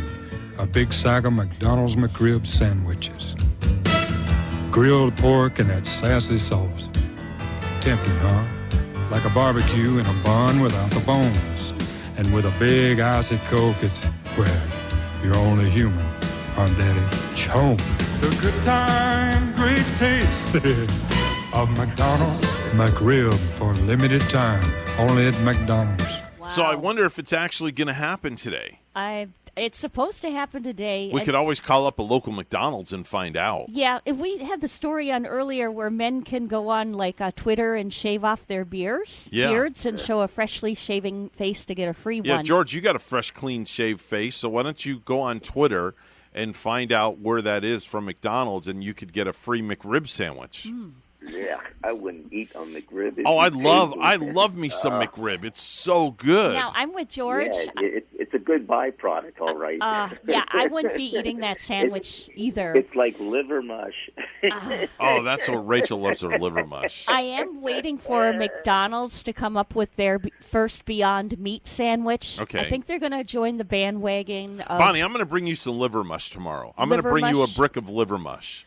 Let you take it home. No, I don't want that. Okay. And then all you have to do, I'll tell you how to cook it. All you do is you take it home. Yeah. It'll be rock solid hard. Do you have to go to the massage place tomorrow? Not till 4. Okay, so I'm going to bring it in tomorrow. I'll keep it in my cooler so it stays frozen. Okay, this will be a reason for me to call in sick then to my other job. Right, exactly. You saw it on the morning show. So you'll take the liver mush home, and then you let it thaw out, and then you slice it. Okay. And make it like a burger patty, and you cook it in a frying pan. Oh, boy. Okay. I don't know. Have you ever eaten liver before? Yeah, my mom and dad used to have it sometimes. Do you like liver? No. You don't? No. Does Gary like liver? I don't think he would eat it. Okay. I hate liver. Okay. Even though my mom prepared it my very wife well. loves it. She does? Yeah, she loves liver mush. Do you know what to cook? Do you know what to cook it in? What? Put a frying pan. Grease. No. Put bacon grease. Okay. And cook it in that. Oh, it's really good. Well, like bacon. Gives it a distinct taste. With bacon grease now, even like if I fry eggs, I like to make the bacon first, and then I fry my eggs right in bacon grease. Oh, absolutely. There you go. Yeah. There you go. All right, George, we got to run because we're up against the break. Guys. We got to do some news. Have a great day. Stay warm. See you later. Bye-bye now. He's up there News where time. It's very chilly. 7:21. Let's go to the news desk. Here's Bonnie. Thank you, Evan. Governor Ron DeSantis continues to reject issuing a statewide mask mandate or placing new restrictions on businesses. Agriculture Commissioner Nikki Fried, Florida's only statewide elected Democrat, says the governor is refusing to show leadership. It's time for everybody to kind of step up and take their personal responsibility on this because it's not behind us. It's continuing to spread, and we hope that a vaccine will come out in the near future. But until which time, we need to make sure that we're doing our part. About 1 in every 21 Floridians has now been infected by the coronavirus, compared to 1 in every 24 Americans nationwide. Despite hundreds of tips and a multitude of priests with histories of abusing children in Florida, WPTV's investigative reporter Katie Legrone reveals how Florida law barred the state's top attorney from prosecuting past cases of priest abuse. I just feel it's another slap in the face and tossed aside, and twisting in the wind. Eugene Rosenquist's response to Florida ending its investigation into sexual abuse by Catholic priests without a single priest prosecuted for it. Rosenquist is a church abuse survivor. It's difficult enough to be violated, and then it's difficult, and it's further, difficult to then have everybody turn their back on you and say, that's life. Sexually abused when he was a teen living in New York, Rosenquist now leads a Florida support group for survivors of priest abuse. Last month, Florida's Attorney General issued this report announcing while it received nearly 300 tips and identified nearly 100 Florida priests accused of past abuse, it was barred from prosecuting any of them because either the priest in question died or the statute of limitations had already expired, leaving these priests free and their victims fighting for justice. This is just another loophole for assaulters to evade justice. And one we found state lawmakers have yet to fix. Despite years of efforts and some new laws, today in Florida, adults who were sexually abused as a child more than 10 years ago still can't civilly sue their abusers. Not the case in New York, where a law passed last year gives child sex abuse victims until the age of 55 to seek justice. Why don't we have that here in Florida? We had to go through a number of compromises. Earlier this year, Representative Tracy Davis helped champion a new Florida law that eliminates the statute of limitations on some sex crimes. But it's not retroactive, meaning victims from the past are left in the past. We had members of the Senate that did not feel like someone that had been sexually abused or assaulted could remember all of the details of that type of assault. After decades of suffering, Eugene is finally in the process of getting justice from his abuse by the Catholic Church in New York. But here in Florida, where he lives now, others just like him are left to wait for their chance. In the long term, it's got to change. Several Florida lawmakers, including Senators Lauren Book and Chevron Jones, both victims of childhood sexual abuse, plan to take up this issue again next session. Katie Legrone, WPTV News Channel 5. A hefty donation helped a local nonprofit help low-income kids with mentorships. Here's WPTV's Todd Wilson with the inspiring story. We're pleased to support Suits for Seniors, and we intend to keep doing it for years to come. The nonprofit Suits for Seniors receives a $15,000 donation from the Palm Beach Gardens Police Department. Founder Javante Edmonds says the money is duly needed. A donation just like this helps aid over 100 kids around Palm Beach County. I've got this business opportunity for you. Suits for Seniors is an 8 to 12 week program in about 20 different high schools that teaches financial literacy, leadership, and business entrepreneurship. And at the end, they give everyone tailored suits. We work with over 1,000 high school students. 100% of those students have graduated high school, and 95% of those kids are in college. One of those kids who got a suit and went to college is Wood Brutus. The program helped me. It gave me confidence on who I am and make me grow as a person. He says Suits for Seniors inspired him to think beyond his current circumstances. Right now, I'm in Palm Beach State College. I'm studying to become a diplomat, and I'm doing international relationship. Edmund says it's a blessing to guide young people to see value in themselves. So it's fortunate to be in a platform where young black males can see that they can be lawyers, advocates, doctors, financial advisors, anything they want to be. The Palm Beach Gardens Police and Fire Foundation has helped the organization from the beginning. In fact, within a 5-year span, they've donated $50,000. In Palm Beach County, Todd Wilson, WPTV News Channel 5. And we're going to take a look at sports right now. The 7 top teams in college football playoff rankings remained unchanged on Tuesday as Alabama, Notre Dame, Clemson, and Ohio State continue to occupy the top 4 spots. The Buckeyes stayed at number 4 despite canceling Saturday's game at Illinois following an increase in COVID-19 cases within the program, which included Coach Ryan Day testing positive. Now, despite having played only 4 games, Ohio State remains ahead of one-loss Texas A&M, which last week beat LSU at home, and one-loss Florida, which beat Kentucky at home. News time at 7:27. Weather and traffic together next.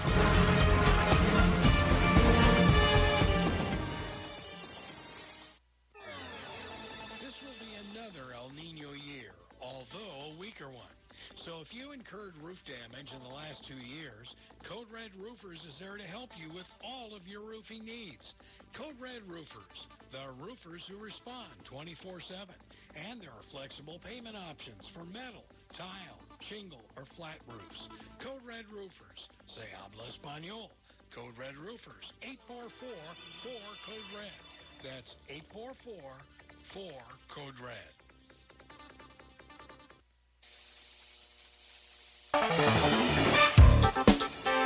7:28, the time on the Get Up and Go show with Evan and Bonnie. It's time for traffic and weather together. It's all brought to you by Code Red Roofers. Bonnie? Not finding any accidents on the roadways right now for Martin and St. Lucie County. Everything looks nice and clear at the moment. That's your latest look at traffic.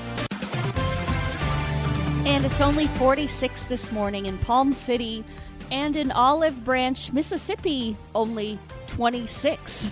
Here's our forecast at WPTV. Happy Wednesday, my sunshines. It is a cool and crisp morning along the Treasure Coast. Temperatures this morning starting off in the mid-40s under mostly clear skies. This afternoon, highs reaching the upper 60s, mostly sunny skies and dry conditions. Tomorrow morning, lows in the 50s and highs reaching the low 70s, staying mostly sunny throughout the day. By the end of the work week, we do warm up a little bit more. Morning lows starting off in the 60s and highs returning to the upper 70s. Saturday, another cold front moves down the state, bringing with it some showers and thunderstorms, highs reaching the upper 70s. I'm WPTV First Alert Meteorologist Katya Hall on WSTU AM 1450, Martin County's Heritage Station.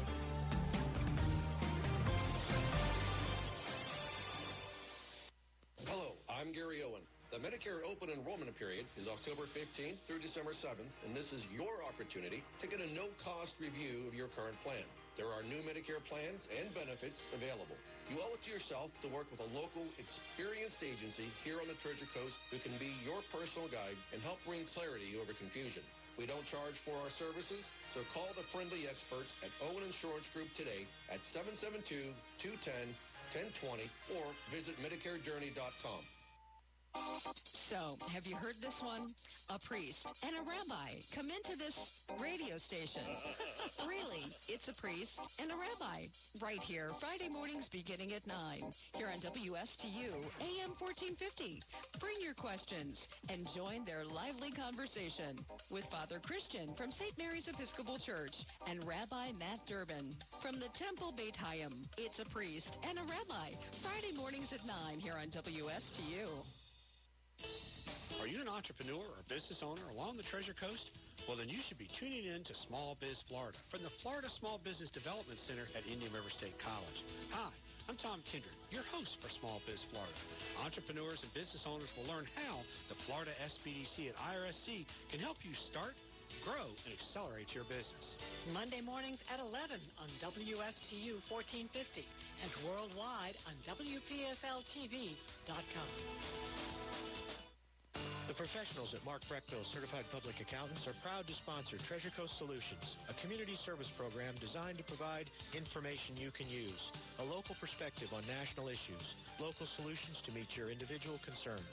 At our firm, we believe that information is knowledge, and with knowledge comes the power to have a positive impact on our lives, businesses, schools, and community. If you would like one of our professionals to address your personal financial or business concerns, please give us a call to set up an appointment at 220-3380. If you have a suggestion for the show, we would love to hear from you. Send us an email to WSTUmorningshow@gmail.com. Now let's get back to the Get Up and Go show.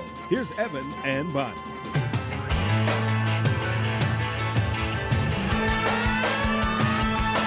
Well, there's a game today, and if you have to ask, it's because the Baltimore Ravens didn't wear their mask.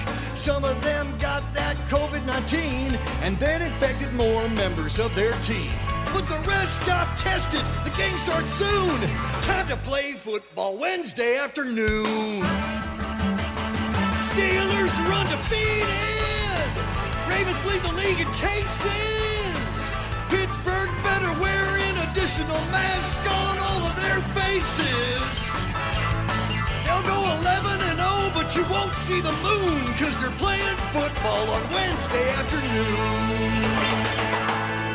All right, there you go. That's the song for today. And that's perfect. And, you know, it holds true because they are going to play that game, I guess, as scheduled, even though some of those Ravens players, you know, have come up with the COVID with their tested now. But the game will still be played. You know, and that reminds me, Evan, I got to go and make my pick for today. Are you? Because it's one of those days where, oh, what a rare thing with Wednesday football on. Right. And it's one of those days where I will forget to make my pick for the third time this season. Well, I've got something to do now on Wednesday. I've got football to watch. I know, right? I'm excited about that. You can't say you're going to go home and be lonely. You can go home and be tired. I'll go home and be tired, but I won't be lonely because, man, I'm going to crank up the 80-inch TV and, make a sandwich.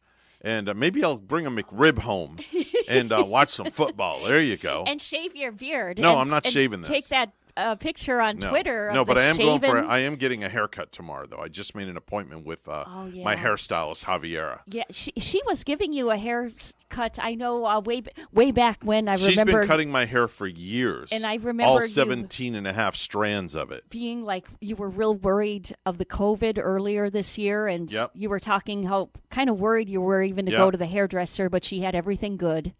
It's like, you know, when you need it, when you need it, you got to go and you got to get there. Yep. Let's do some stupid news, Bonnie. And now it's time for Stupid News. It's so stupid and awesome. Where we ask the important questions. Are some people too stupid to live? Why are people so stupid? Are you effing stupid? So the Orange County Sheriff's Office in Orlando, Florida said a man was arrested at Disney Springs excuse me, for impersonating a police officer and carrying a concealed weapon. And deputies say Nathaniel Smith, who's 18 years old, was flagged by security at Disney Springs about possibly having a loaded gun. Now, according to his arrest report, deputies say Smith told them that he was recently hired by the DEA, which is the Drug Enforcement Administration, as a special agent by the agency's Atlanta, Georgia division. When the deputy asked to see his badge, Smith pulled one out, The deputy then asked for a phone number for a supervisor, which Smith could not provide. Now, upon further investigation, the responding deputy said that he found badges similar to Smith's being sold on Amazon. So apparently he got his badge on Amazon. Oh, yeah. The deputy then found a concealed and loaded Glock 19 replica BB gun inside his waistband. Wow. The badge and the BB gun were seized, and the 18-year-old was arrested. Yeah, no doubt. He wasn't going to Disney that day. Yeah. He was going somewhere, all right. Yeah. He was going somewhere where he was going to get 3 meals for free and a bed to sleep in for free. Yeah. So. I mean, he probably wouldn't have been able to afford the food at Disney anyway, the way he was. On the highway the other day, Saturday, motorists were driving down the road and they saw a Florida couple engaging in serious personal, intimate acts right on the side of the road on the hood of their car. Was this like on I-95? Don't know what road it was on. Wow. According to the affidavit, many drivers observed Amber Gormley, who's 39, and Sean McClelland, who's 30, as they gyrated on the hood of the car adjacent to a roadway in Largo, a city in the Tampa Bay area. I wonder if it was like a rental car. Not that it would matter. Yeah, they were spotted, cops say, around 2:45 in the afternoon in an open area location on the busy highway where all drivers could see them doing what they were doing. Now, one motorist said he observed McClellan performing different things, and it just goes on and on and on. Yikes. That's stupidity at its best. Yeah, was that They in were arrested. the Tampa area? That was in the Tampa area. Yeah. But one good thing did come out of it, though. What's that? That in the police report, the police did notate that it was consensual Okay. amongst the two adults. Well, it's just like a sigh of relief then, you know? Yeah, I mean, exactly. Just a sigh of relief that Yeah. it was consensual. Tampa is very busy, too. Yeah. That they were probably, hopefully not off of I-4 or something Well, they have over to there. prepare for a Super Bowl coming up. Yeah. So, I mean, could you imagine going to the Super Bowl and you seeing a touchdown on the side of the road? Right? Yeah. And then they kick the field goal through the uprights. Yeah. Use your imagination on that one. Mischievous parents have occasionally taken it too far while creating elaborate elf-on-the-shelf pranks, with their unsuspecting children ending up terrified by the festive tradition. Yeah, you know, if I were a young child, I'm scared of that thing now, Evan, as an I adult. am looking for my elf on the shelf to bring him in here, and we can't find him. Who would? Because I was going to prop him up here on the speaker. I wonder if Kaya ate him. No. I'm going to find one, and if I can't find it, I'm going to go buy one. Oh, yeah. Now, okay. People have stuck the elf in the shelf in the oven and charred it down to almost nothing and put it on a plate. That's just not nice. Okay. Why would someone want to do that? Somebody did that to their kid. Another person, while their child was sleeping, carved out something in their child's hair with a razor, and then put the razor in the elf in the shelf's hand next to the child on the pillow. Good gosh. So people are really taking this way too far. That would just drive a child insanely terrified. Exactly. Hi, you're on the air with Evan and Bonnie. Good morning, and who's this? Your wife. Hey, what's happening, wife? How are you this morning? I'm okay. So you woke up to a little beep, beep, beep in the house this morning. Actually, no, I didn't hear the beep, beep, beep until I was at my office. Oh, and then you heard the beep, beep, beep. Yeah. And then if you're wondering what the beep, beep, beep is, that's a chirping noise that alerts you to, it's like, hey, stupid, change my battery.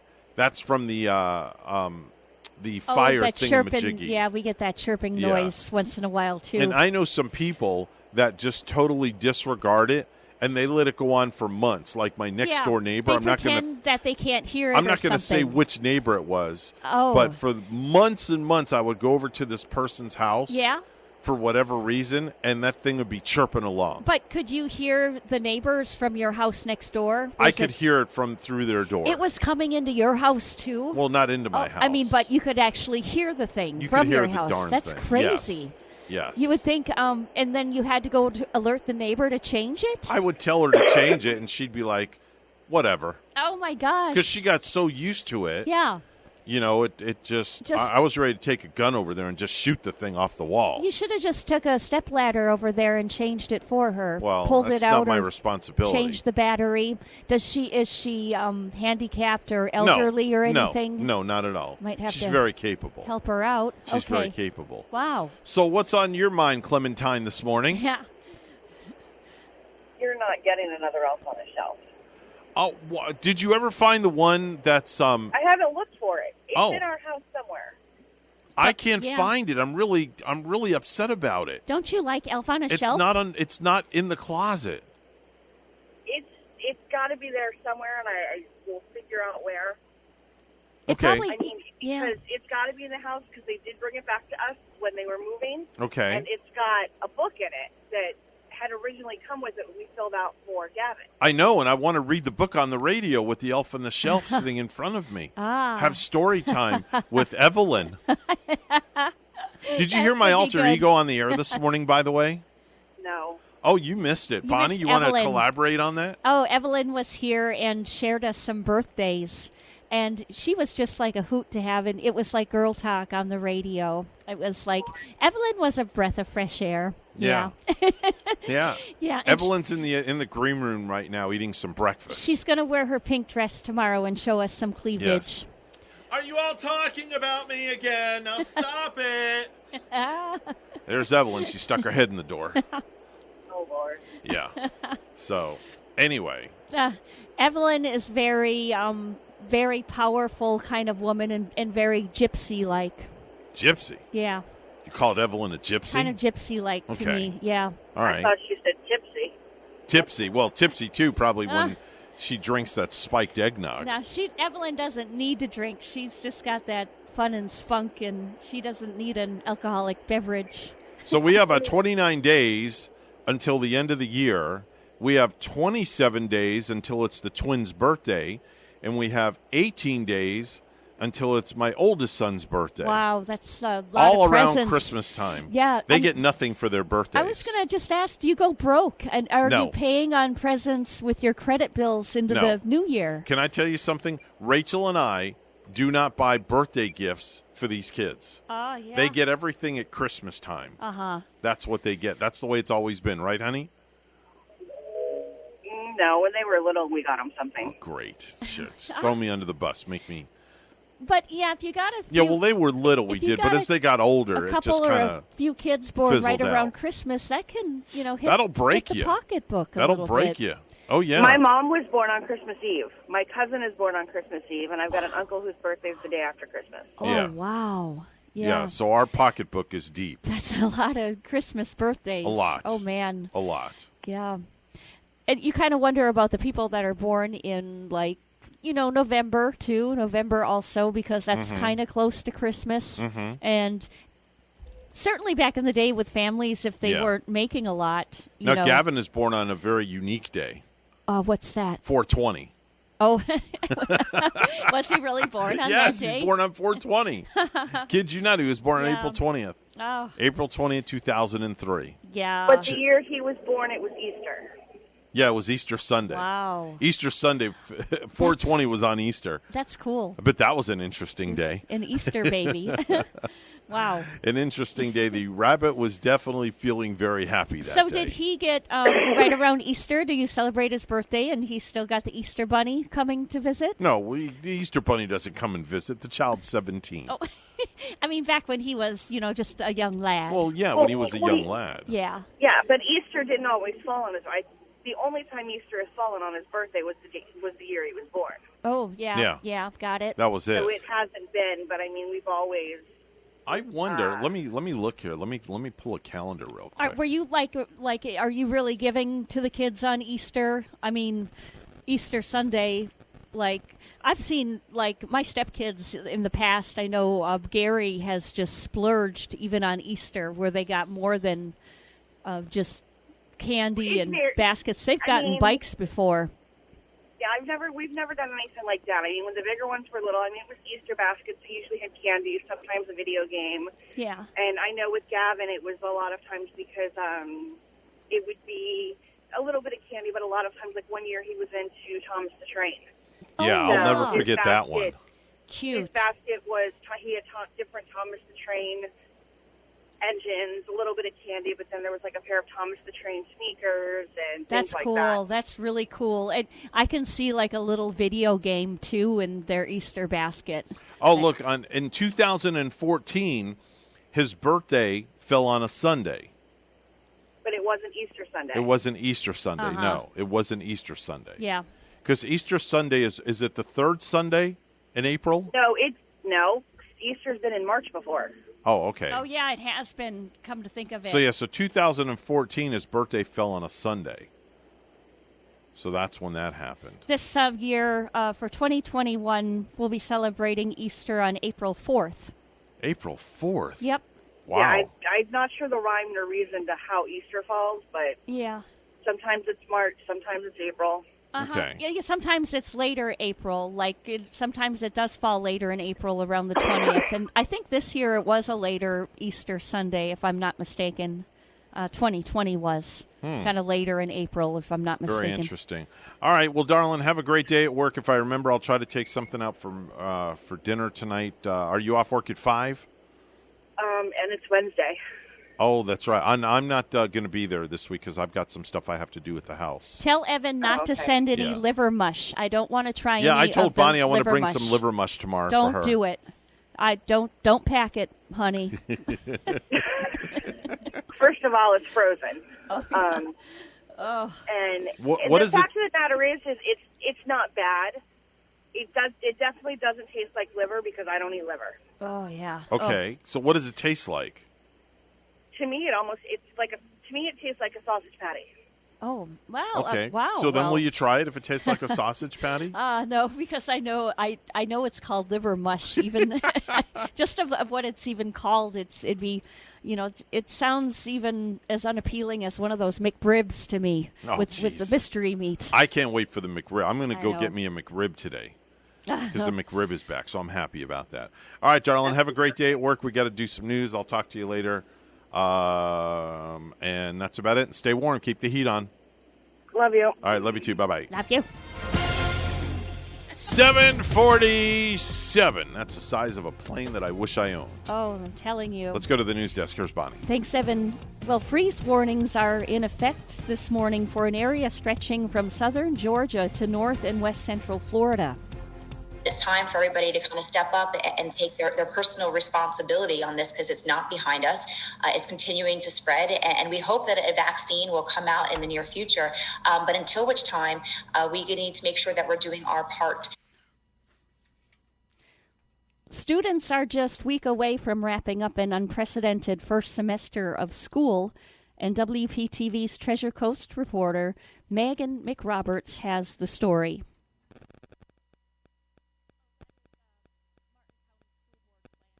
To put it simply, next semester parents will still have the option to send their student to school in person or keep them at home for remote learning. But if those students at home just are not meeting the mark, they may be required to come back to school in person. When it comes to keeping her kids happy and healthy, Deanna Luban keeps them active and sticks to a familiar routine. Routine is so important for kids. That's why she decided to put her 3 children in school in person during the COVID-19 pandemic. Because we are new here, so I wanted them to meet people. I wanted them to meet their teachers so that they would have an idea of what kind of a student they were. For the first semester, she said she felt her kids were better off this way. My high schooler did have to quarantine because someone in her classroom had contacted the virus. She actually did not like it. It's just not. It's not as easy to learn. So she's keeping them in person next semester too. And Florida's Education Commissioner Richard Corcoran announced this week that schools statewide will remain open for families like Deanna's, with the virtual option for others. But a big change, students underachieving in remote learning next semester may need to come back to school. Bottom line, I think if a parent knows that their child is not getting the education they need at home, we're going to have to come up with solutions. So we have several solutions where we can keep their kids safe. In Martin County, district staff says in-person students on average made B's, while remote learning students had a C average. Attendance was also higher for in-person students than remote. Superintendent Dr. John Millay stresses the district will still work to find ways to help students succeed at home before asking them to return. But of course, the parent would have the final say on that. The district has until December 15th to send their final plan to the state for approval for second semester. There will also be a parent university this week on Thursday where parents can hear more directly from the district about their COVID-19 plans. In Martin County, I'm Megan McRoberts. Back to you. The pandemic is giving scammers new opportunities to rip off Florida consumers. If they get a call from someone saying they're from the IRS and there may be a second stimulus payment on the way, economic impact payment, and they need their social and their bank information to process the payment. Alejandro Castro with the IRS in Florida says don't fall for it.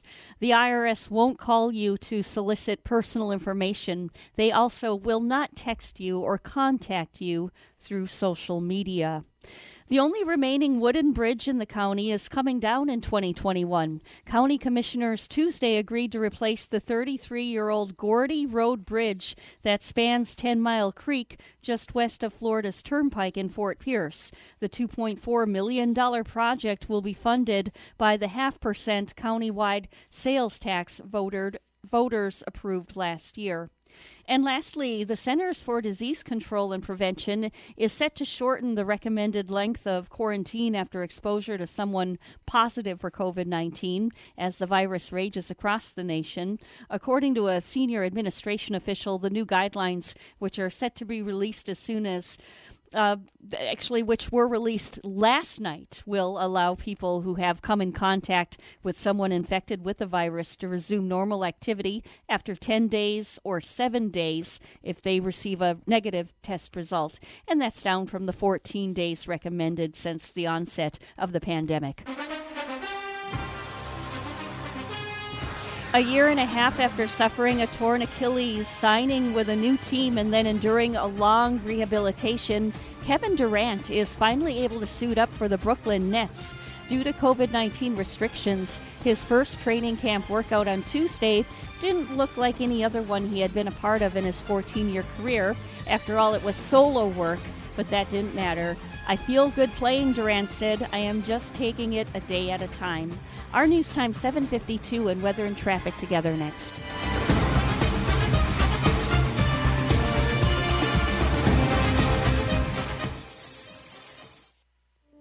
The first time I stepped into St. Lucie Jewelry and Coins, I figured it would just be one of my many stops on my road to the perfect engagement ring.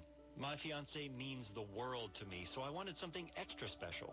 I found a huge selection of engagement rings at great prices, and my worry about finding the perfect engagement ring was quickly replaced with exceptional customer service. St. Lucie Jewelry's over 400 five-star reviews really told the story. I finally picked a ring, and it was perfect. She was floored, and then the tears came. Hi, this is Hawk Levy, owner of St. Lucie Jewelry and Coins. We're now celebrating 26 years, voted best diamond dealers, best jewelry buyers, and best jeweler year after year. Come celebrate with us in opening our third location at 1335 St. Lucie West Boulevard next to Publix. We invite you to take a tour of our competition, but then come see us last.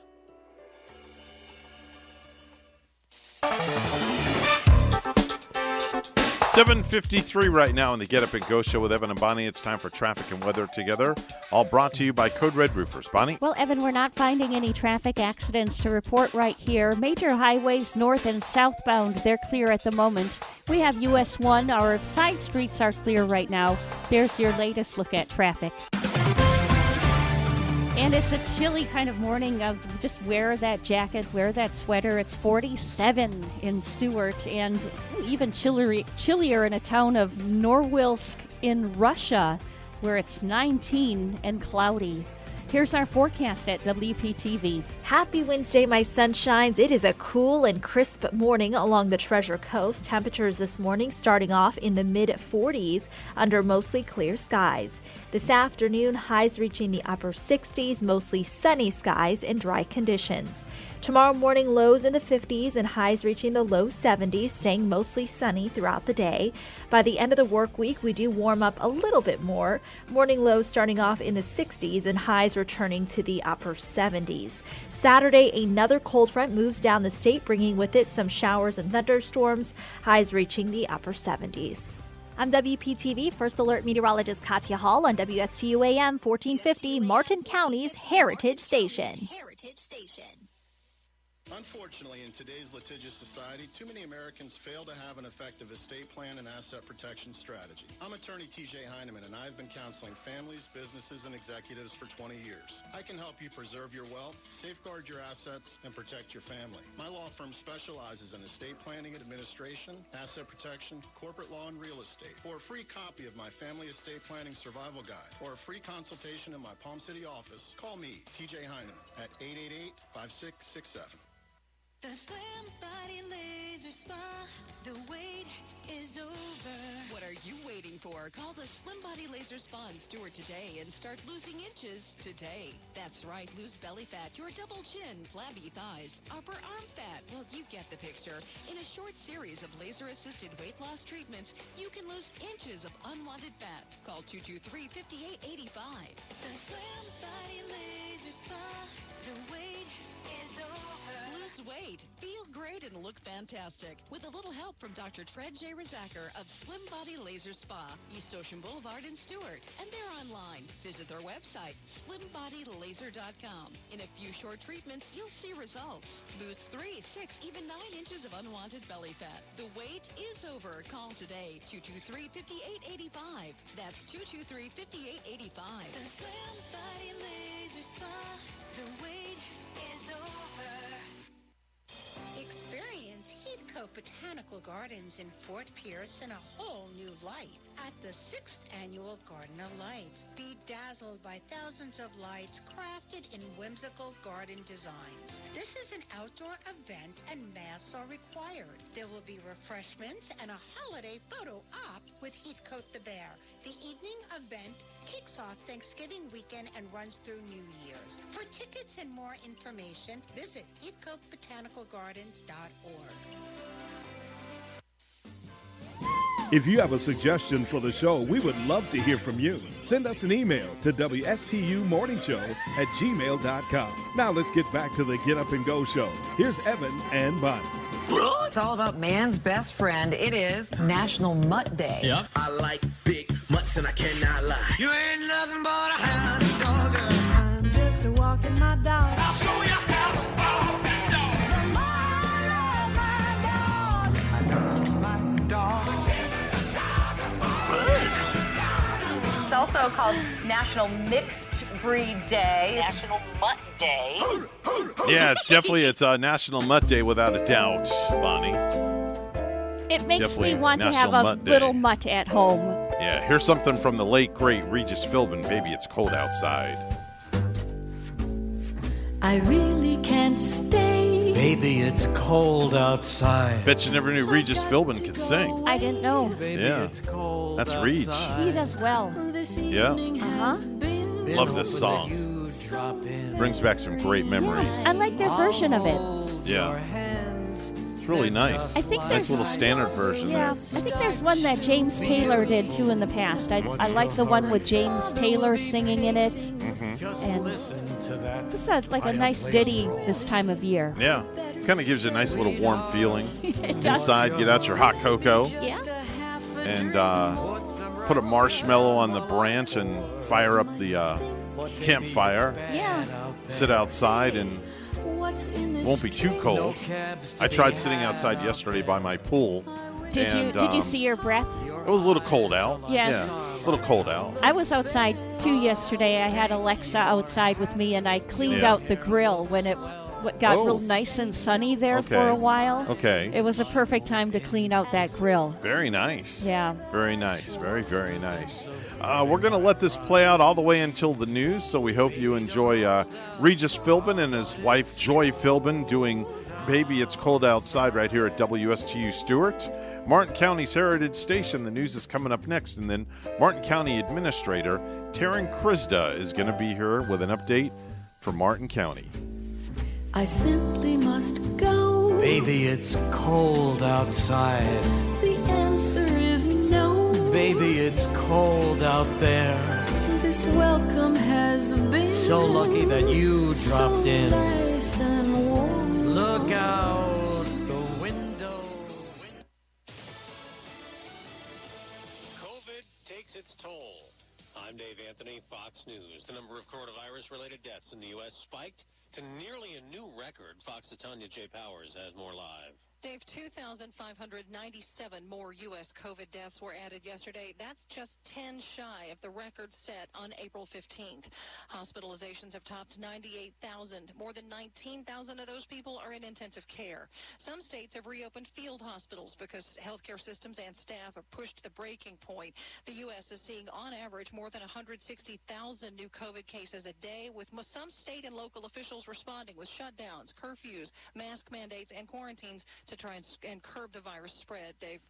Now, Tanya, the FDA is considering approving vaccines later this month. Britain gives Pfizer the okay. We're the first country in the world to have a clinically authorized vaccine to roll out. UK Health Secretary Matt Hancock. 50 hospitals across the country are already set up and waiting to receive the vaccine. The first shots will be given next week. A CDC advisory panel recommends healthcare workers and those who live and work in long-term care facilities are first in line to be vaccinated. The CDC is also readying a revision to quarantine guidelines for those who might have been exposed to the virus. Fox News has obtained an internal CDC document which will reduce the quarantine time to 7 days for people who have a negative test and 10 days for those who haven't been tested. A major reason for the change is the hope that more people will comply with quarantine. Fox's Rob Dawson. There's a new attempt to end the months-long standoff in Congress over more corona financial aid. We are frustrated as members listening to folks back home. The American people, as well as businesses, are suffering. We need to deliver this. We need to deliver it. It's Christmas, for Pete's sake. Republican Congressman Tom Reed among a bipartisan group of lawmakers pushing a $900 billion plan. America's listening to Fox News. Dell Technologies has announced their Cyber Monday sale. They're releasing new doorbusters every weekday, plus up to 50% off cutting-edge tech for your business. There's no better time to upgrade your small business with the latest laptops and desktops with Intel Core processors, plus there's free shipping on everything. Yes, everything. Give Dell Technologies advisors a call. They'll identify the right tech solution for your business. Call 877-ASK-DELL or go to Dell.com/SP Cyber Monday. That's 877-ASK-DELL.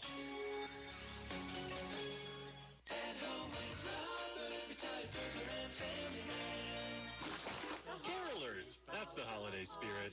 Speaking of which, Simply Safe Home Security is having a huge holiday sale. Right now, you can get 40% off a new system and a free camera at simplysafe.com/holiday. That's 40% off the system U.S. News named the best of 2020. Simply Safe protects your whole home 24/7 with monitoring by professionals. The sale ends soon, so go to simplysafe.com/holiday for 40% off and a free camera today.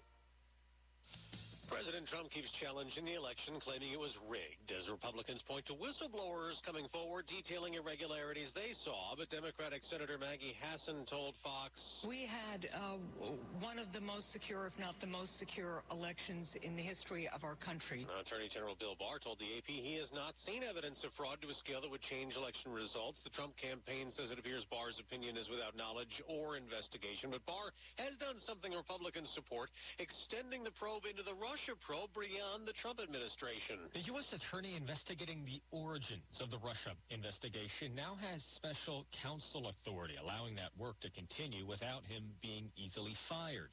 Attorney General Bill Barr appointed U.S. Attorney John Durham as a special counsel in October before the 2020 election. He first revealed the action in an interview with the Associated Press. Fox's Jared Halpern. Have you been following the story of that mysterious object found in the middle of the desert? Well, one part of that mystery has been solved. 4 men had enough of droves of onlookers driving miles into the Utah desert to view an 11-foot-tall steel monolith that was mysteriously placed in the remote area. One of them said, this is why you don't leave trash in the desert. Adventurer Ross Bernard says he witnessed the group topple and haul the monolith away in the middle of the night. They were apparently upset about crowds disturbing the desert landscape. Bernard is also setting the record straight amid online conspiracies. Aliens were not involved in any way, shape, or form in this thing. The monolith reminded many of the structure featured in the classic movie 2001, A Space Odyssey. It's still unclear who placed the structure in the Utah desert in the first place. Tom Graham, Fox News. On Wall Street, stocks could drop from the record highs. The NASDAQ and the S&P 500 set futures are down this morning more than 100 points for the Dow. I'm Dave Anthony. This is Fox News.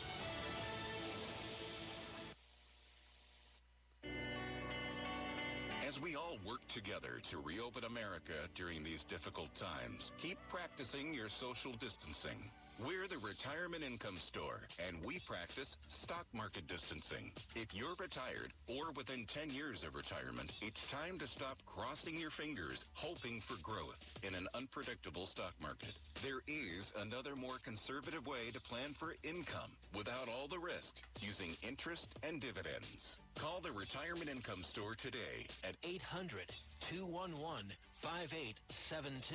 for your free, no-obligation retirement income kit, including 5 educational tools, plus David Scranton's best-selling book to help you transition from growth to income. That's 800-211-5872. The Retirement Income Store, where retirees go for income. Call 800-211-5872. The Slim Body Laser Spa, the wait is over. What are you waiting for? Call the Slim Body Laser Spa in Stewart today and start losing inches today. That's right, lose belly fat, your double chin, flabby thighs, upper arm fat. Well, you get the picture. In a short series of laser-assisted weight loss treatments, you can lose inches of unwanted fat. Call 223-5885. The Slim Body Laser Spa, the wait is over. Lose weight, feel great, and look fantastic with a little help from Dr. Fred J. Rizacker of Slim Body Laser Spa, East Ocean Boulevard in Stewart. And they're online. Visit their website, slimbodylaser.com. In a few short treatments, you'll see results. Lose 3, 6, even 9 inches of unwanted belly fat. The wait is over. Call today, 223-5885. That's 223-5885. The Slim Body Laser Spa, the wait is over.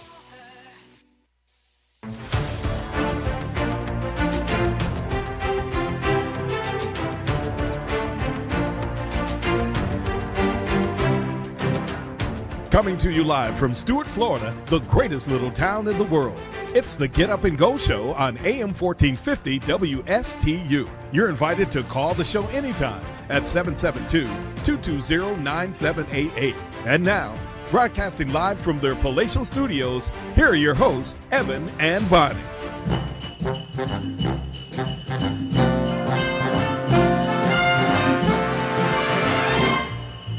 Dashing through the snow in a one-horse open sleigh. Bet you can't guess who that is, Bonnie. Laughing all the way. Is it Andy Williams? Nope, strike one. Making spirits bright. What fun it is. Tony Bennett? Oh, you're close because you're like in the Rat Pack. Frank Sinatra. No, it's Sammy Davis Jr. Okay. Yeah, Martha Ann Kness knows who that is, right, Martha? I do. Those guys are some of my favorites. I know, right? Martha Ann Kness is joining us. She's the Communications and Outreach Coordinator for Martin County, and she's sitting in for the, I guess maybe, can I say vacationing Taryn Kryzda, possibly? I'm not sure if Taryn's ever taken a vacation. Okay. She's working hard. She's on the road, but she's on her way to a meeting. So. All right. Well, she's got business to attend to, so Martha Ann Kness is joining us. Martha appears on the program every so often when Taryn is not available to join us. It's really been a while since we've talked to Martha Ann. Yes, and we've never had Martha Ann in studio before either. We have not, and I don't know, Taryn doesn't like to give you guys up very much, so I consider it a lucky day when she says, "Hey, do you think you could call into STU? I can't do it tomorrow." I'm like, "Yes." So I don't know if she'll actually let me get in the studio, but I would love to. Well, here's the deal: the next cool. time that she can't make a appointment on the air with us, then you have to come in studio. Deal. All right, done deal. You know where we're located, obviously. I do. Right at the foot of the Roosevelt Bridge. Yep, that's a good spot. And we have a beautiful palatial studio that's very posh. You can't miss us. Yeah, I have seen that when I see you guys on Facebook. So I'm very excited. I'm not sure if I can fit in there, but I'm going to try. Oh, you'll be able to fit in here. Of course you will. You'll fit kidding? right in. Come on, we got plenty of room for you. You kidding? We could fit a whole baseball team in here. Oh, yes. We have enough room with social distancing. Maybe I can bring us some reindeer ears. Oh, there you go. Yeah. I have my Santa hat on this morning. You do? Yes, I do. Uh-huh. I'm wearing my Nice. Santa hat. So anyway, what's going on? Give us a little update. What's going on in Martin County? We always kind of have a lot of stuff going on. Mm-hmm. Mosquito advisory, you guys probably saw that coming out through DOH. Yeah, I saw that. There was a case of West Nile reported in Martin County. Yeah, we've had it in, it's been testing positive in some of our Sentinel chicken flocks, but that was our first human case. And really, mosquito control, DOH, we do a great partnership with them. Mosquito control's been doing, the larvicide treatments and the aerial missions to really work on that mosquito population. DOH helps us out with the testing and the education piece of it, and just, being able to issue the advisory and all of that. And we need residents to do their part too, drain and cover, prevention, so putting on, repellent. And if you have stuff around your house, I know it sounds silly, but walk around and dump those, planters and all of those things that collect water that you don't quite think about all the time. But standing water is a big breeder for mosquitoes. And they say that just a tiniest little cup of water in your backyard. Bonnie, you're right. Like a cap full of water, like a water bottle cap. That's amazing. Yeah, it is. It is. So, that's a big thing. If residents can do that drain and cover part, we really appreciate it. And that helps us throughout the whole county. So it's nothing for people to be like, we don't, want to make people afraid, and that's not why DOH, issued the release. It's an awareness thing, and it's just be mindful. And, we don't seem to have a quote-unquote mosquito season, sort of like we feel like we're not having a rainy season or a dry season anymore. Yeah. So. When I was a kid, I remember there was like a mosquito truck that went through the neighborhood, and they had these like foggers. We still do. Okay. I mean, I know it sounds like maybe a dumb question, but like in St. Lucie County, I don't remember seeing them ever. They have them. They do have them. In Martin County, they do have them too. Mm-hmm. Yeah, and you can actually go to our website to, Martin. You can just put it in the search bar, but martin.fl.us, and you can sign up for like spray notifications. You can look at a spray map to see where the county is treating, throughout the days and weeks and months, and really helpful resources, just reminding people about how to find more information, how to protect yourself, how to, keep your home from being a breeding ground. I know that when I see this sprayer coming down my street, I run for the hills. Yeah. I go inside because I don't want to be anywhere near that stuff when they're spraying. No, I wouldn't want to be running behind that sprayer either. They usually spray around dusk is when they usually spray. Mm-hmm. Yeah, they come through my neighborhood pretty late at night, and I always know I'm having trouble sleeping if I hear the mosquito truck coming through, because it's typically after my bedtime. So you'd rather hear that ice cream truck coming. Yeah, oh, Bonnie, you know me so well. Yes, definitely. Nothing like a good Mr. Softy. Oh, yeah. Oh, man. Oh, yeah. Definitely. And that's why we need the fog sprayer, because we don't want any bugs landing in our Mr. Softy. Exactly. That is very true. So what else is going on in the county these days, Martha Ann? I mean, we're still looking at numbers, watching what's going on with COVID. Right. Very mindful of, just keeping the buildings, everything's open to the public, but keeping them safe and sanitized for residents and employees. We're still encouraging people to wear those masks. And, just working again with DOH and the hospital on all of that. I know people are tired of it. I know people are getting that COVID fatigue, which is what people are talking about, but it's just so important to do those things we've been talking about for months and months, Well, did you see the news the other day? I was watching the news, and they said that by June of next year, they should have everybody inoculated in the USA that wants to get the inoculation. And that's the key. That was on the news. But the key is, though, that wants to get the inoculation. Yes, yes. And we're in, we have regular meetings with DOH about the vaccinations and how those are going to be deployed, and with the hospital too, how they're going to be deployed. I know across the states, it's frontline workers first. So as we continue to get more information, we'll definitely be sharing that so that residents can make up their minds and know when they're going to have that opportunity. Now, are teachers considered frontline workers?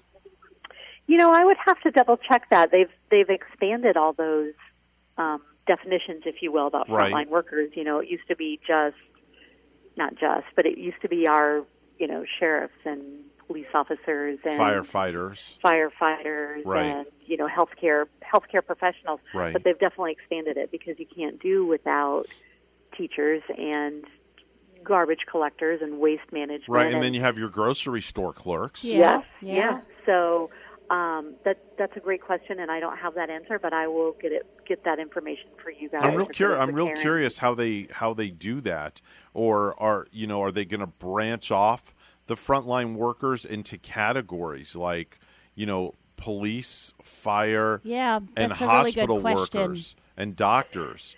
Yeah, I'm not sure, but you know what? I will find that information out and either get it back to you guys or have Taryn get it back to you guys so that you can have that conversation, because I think that is going to be something that people are going to ask. We might want to ask Starbucks how they're doing it, because they're offering frontline workers free coffee through this entire month of December, which is so cool. I love that. Yeah, it is. And it's just kind of makes me wonder, though. And what constitutes a frontline worker? Exactly, right. Evan. Yeah. What do they classify? What's their definition? And how many cups of coffee do they get? Are they getting one cup for the month, or is it all month, several cups? We would have to. Wonder if they can get a free hot cocoa. I'm sure they could. I was just going to say, I think I might have to go there, get a hot chocolate, and then do a little interview and ask them, hey, who are your frontline workers? There you go. That'd be great information. I will pay for my hot chocolate, but it will be a good excuse to go there. There you go. Just don't tell anybody. No. You know what else? Something that we have, I wanted to not forget to mention this to you. We're doing a Facebook Live event tonight. Okay. It's Youth Dialogue Day. Oh. So, yeah, really interesting. It's at 7 o'clock tonight. People can just go to our Facebook page, and it'll be live. And we're asking for teens and their parents, if they feel like it, to join us. And we're going to have law enforcement, county commissioners, other just community leaders really want to have that open dialogue with young people in our community to find out, what their struggles are right now. Because everybody around the world has been so singularly focused, and we want to make sure that we're tapping into everybody's needs.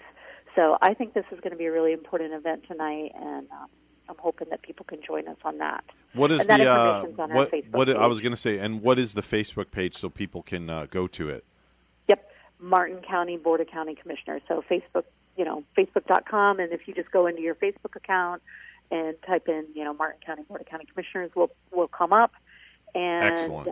Also our, Facebook and Twitter and Instagram feeds are at the bottom of our website. Excellent. So even for folks who don't have social media, you can always see what's going on, on our social. Who's going to be website. moderating the Facebook Live event tonight?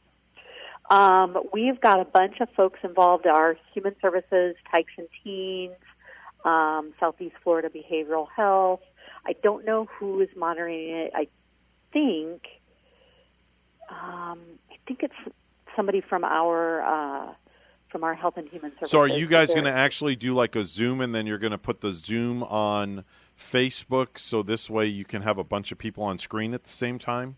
They won't be on screen. They can, type in questions through Facebook, and then folks can answer them. Okay. So we'll have moderators, we'll have the panel, and then we'll have people who can, just respond or call out a question to the panel, and depending on who it's directed to or who makes most sense to answer it, they can answer it live like that.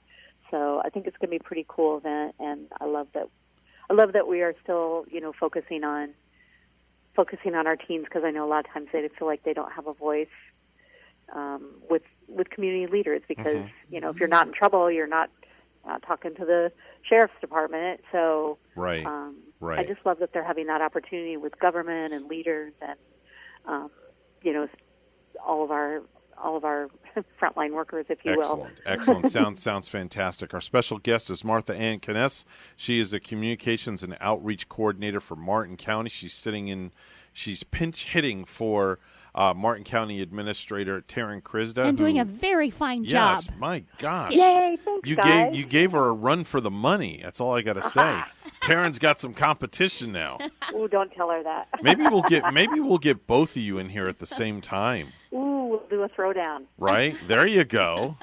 There you go. We could play a competition of who wants to beat a fifth grader. Yeah, who wants to? No, who wants to? What is it? Are you smarter than a fifth grader? A fifth grader. Because Taryn right. Taryn did that, and she got all of them right. She did. She aced I was going to say Taryn is going to win hands down. She's one of the smartest people that I know. That would be fun. I didn't even get a chance to answer. Really she answered all 5 in a row. Yeah. Or we could do 5-second rule between the two of them. That would be fun That would also. be so cool, too. Yeah. That's something to think about for the future. 5-second rule, putting a little bit more on the spot, but it's always fun. Yeah. Yeah. Definitely so. I still think she'd win. But I'm up for the challenge, I think. All right, we're gonna have to throw down to Taryn and put the challenge out to Taryn. To go up against Martha Ann in 5-second rule. Yeah. So that would be kind of a fun thing to do. We did that with the Stewart PD for like 11 weeks in a row. And we would be fun. We had a lot of fun doing that. So we'll have to you could discuss do it with that. like Taryn and Don and George, county administrator and assistant county administrator. That would be fun to have those 3 guys in. Oh wow, Right. we could have 3 people in studio because we have place for 3 different people, so we could definitely do that. We'll have to see what she's up for. Yeah. You know what? Do me a favor. Now that I've planted the bug, see if you can set that up, and let's make that happen for a Wednesday morning. I would love to do that, or even on a on a Thursday or a Friday in the 8 o'clock hour at 8 a.m. Let's see if we can do that. Okay. That would be really fun. Line it up for me. Out of those 3 folks is incredible. Let's make it happen. I think that would be a lot of fun. Okay. All right. I will talk to Taryn. Martha Ann, thank you so much for joining us this morning. Greatly appreciate it, and have a good, safe holiday season. Anytime. Yep. Talk to you soon. All right, bye-bye now. All right.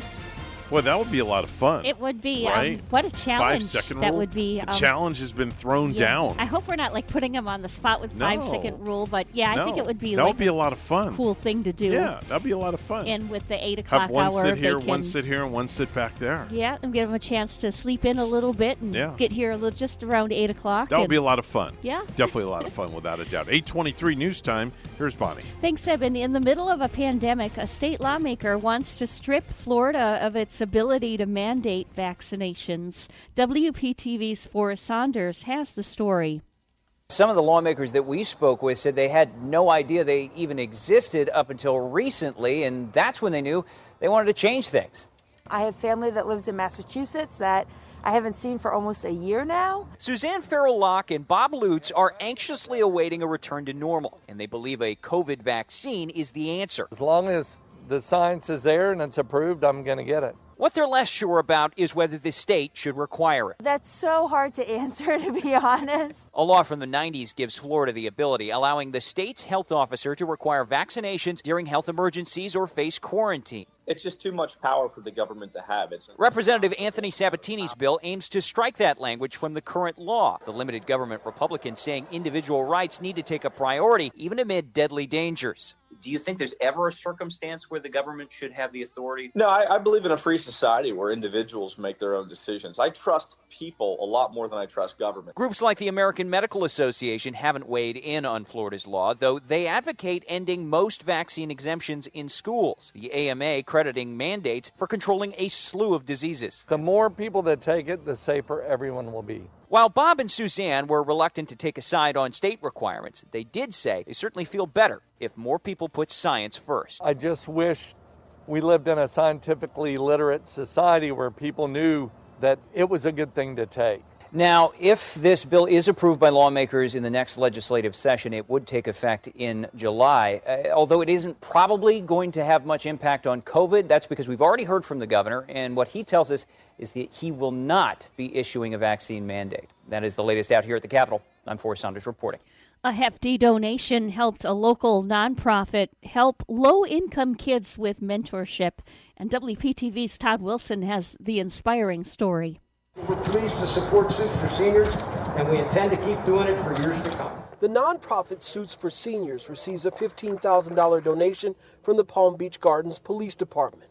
Founder Javante Edmonds says the money is duly needed. A donation just like this helps aid over 100 kids around Palm Beach County. I've got this business opportunity for you. Suits for Seniors is an 8 to 12 week program in about 20 different high schools that teaches financial literacy, leadership, and business entrepreneurship. And at the end, they give everyone tailored suits. We work with over 1,000 high school students. 100% of those students have graduated high school, and 95% of those kids are in college. One of those kids who got a suit and went to college is Wood Brutus. The program helped me. It gave me confidence on who I am and make me grow as a person. He says Suits for Seniors inspired him to think beyond his current circumstances. Right now, I'm in Palm Beach State College. I'm studying to become a diplomat, and I'm doing international relationship. Edmonds says it's a blessing to guide young people to see value in themselves. So it's fortunate to be in a platform where young black males can see that they can be lawyers, advocates, doctors, financial advisors, anything they want to be. The Palm Beach Gardens Police and Fire Foundation has helped the organization from the beginning. In fact, within a 5-year span, they've donated $50,000. In Palm Beach County, Todd Wilson, WPTV News Channel 5. The pandemic is giving scammers new opportunities to rip off Florida consumers.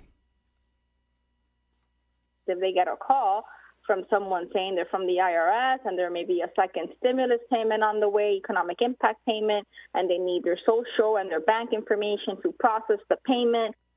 Alejandro Castro with the IRS in Florida says don't fall for it. The IRS won't call you to solicit personal information. They also will not text you or contact you through social media. And lastly, the only remaining wooden bridge in the county is coming down in 2021. County commissioners Tuesday agreed to replace the 33-year-old Gordy Road Bridge that spans 10 Mile Creek just west of Florida's Turnpike in Fort Pierce. The $2.4 million project will be funded by the 0.5% countywide sales tax voters approved last year. 2 Golden State Warriors players have tested positive for COVID-19. President of Basketball Operations General Manager Bob Myers said yesterday. Myers said he has been in contact with executives in other sports to see how they've handled the uncertainty surrounding an unprecedented season during a pandemic. The Warriors did not participate in the NBA's bubble at Walt Disney World in Orlando, Florida, after finishing with a league worst 15-50 regular season record. News time is 8:28. We'll have weather and traffic together next.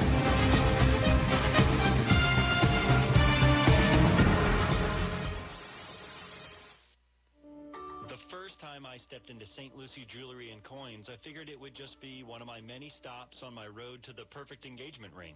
My fiancée means the world to me, so I wanted something extra special. I found a huge selection of engagement rings at great prices, and my worry about finding the perfect engagement ring was quickly replaced with exceptional customer service. St. Lucie Jewelry's over 400 5-star reviews really told the story. I finally picked a ring, and it was perfect. She was floored. And then the tears came. Hi, this is Hawk Levy, owner of St. Lucie Jewelry and Coins. We're now celebrating 26 years, voted best diamond dealers, best jewelry buyers, and best jeweler year after year. Come celebrate with us in opening our third location at 1335 St. Lucie West Boulevard next to Publix. We invite you to take a tour of our competition, but then come see us last.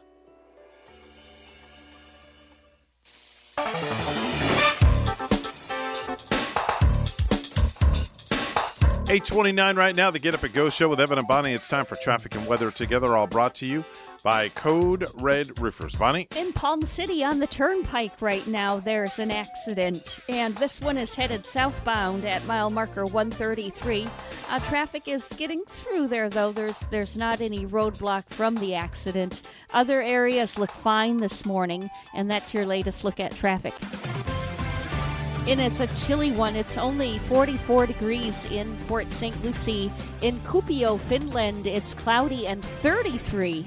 Here's our forecast at WPTV. Happy Wednesday, my sunshines. It is a cool and crisp morning along the Treasure Coast. Temperatures this morning starting off in the mid-40s under mostly clear skies.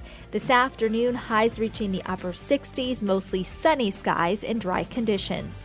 Tomorrow morning, lows in the 50s and highs reaching the low 70s, staying mostly sunny throughout the day. By the end of the work week, we do warm up a little bit more. Morning lows starting off in the 60s and highs returning to the upper 70s. Saturday, another cold front moves down the state, bringing with it some showers and thunderstorms, highs reaching the upper 70s. I'm WPTV First Alert Meteorologist Katya Hall on WSTU AM 1450, Martin County's Heritage Station.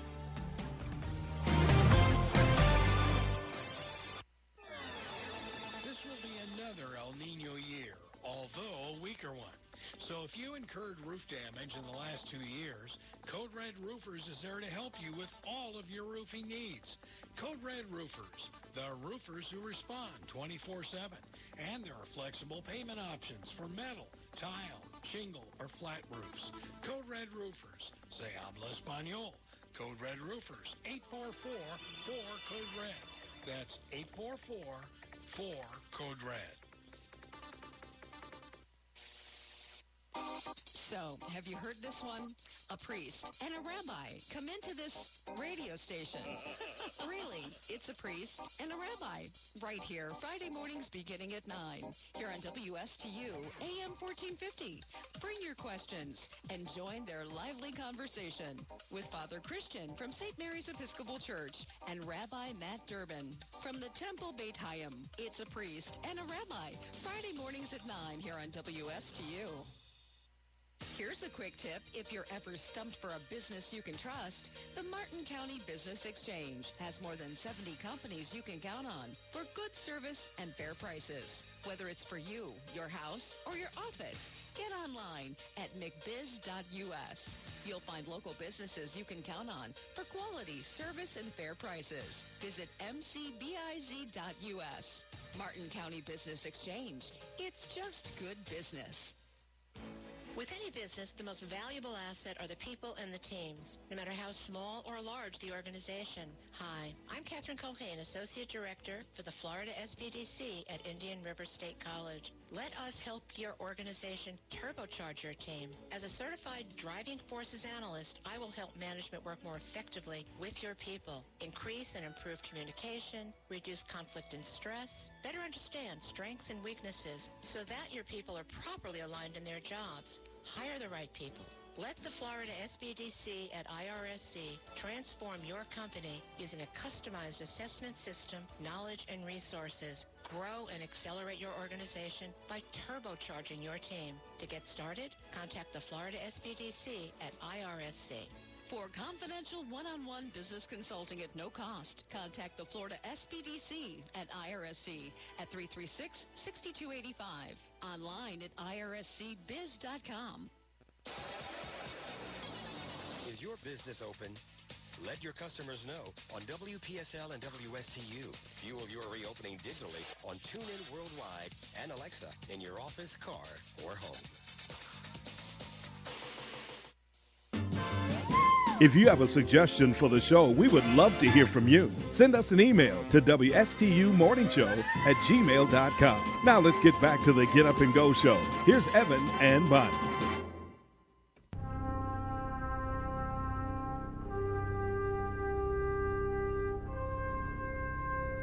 $8:34 right now on the Get Up and Go show with Evan and Bonnie.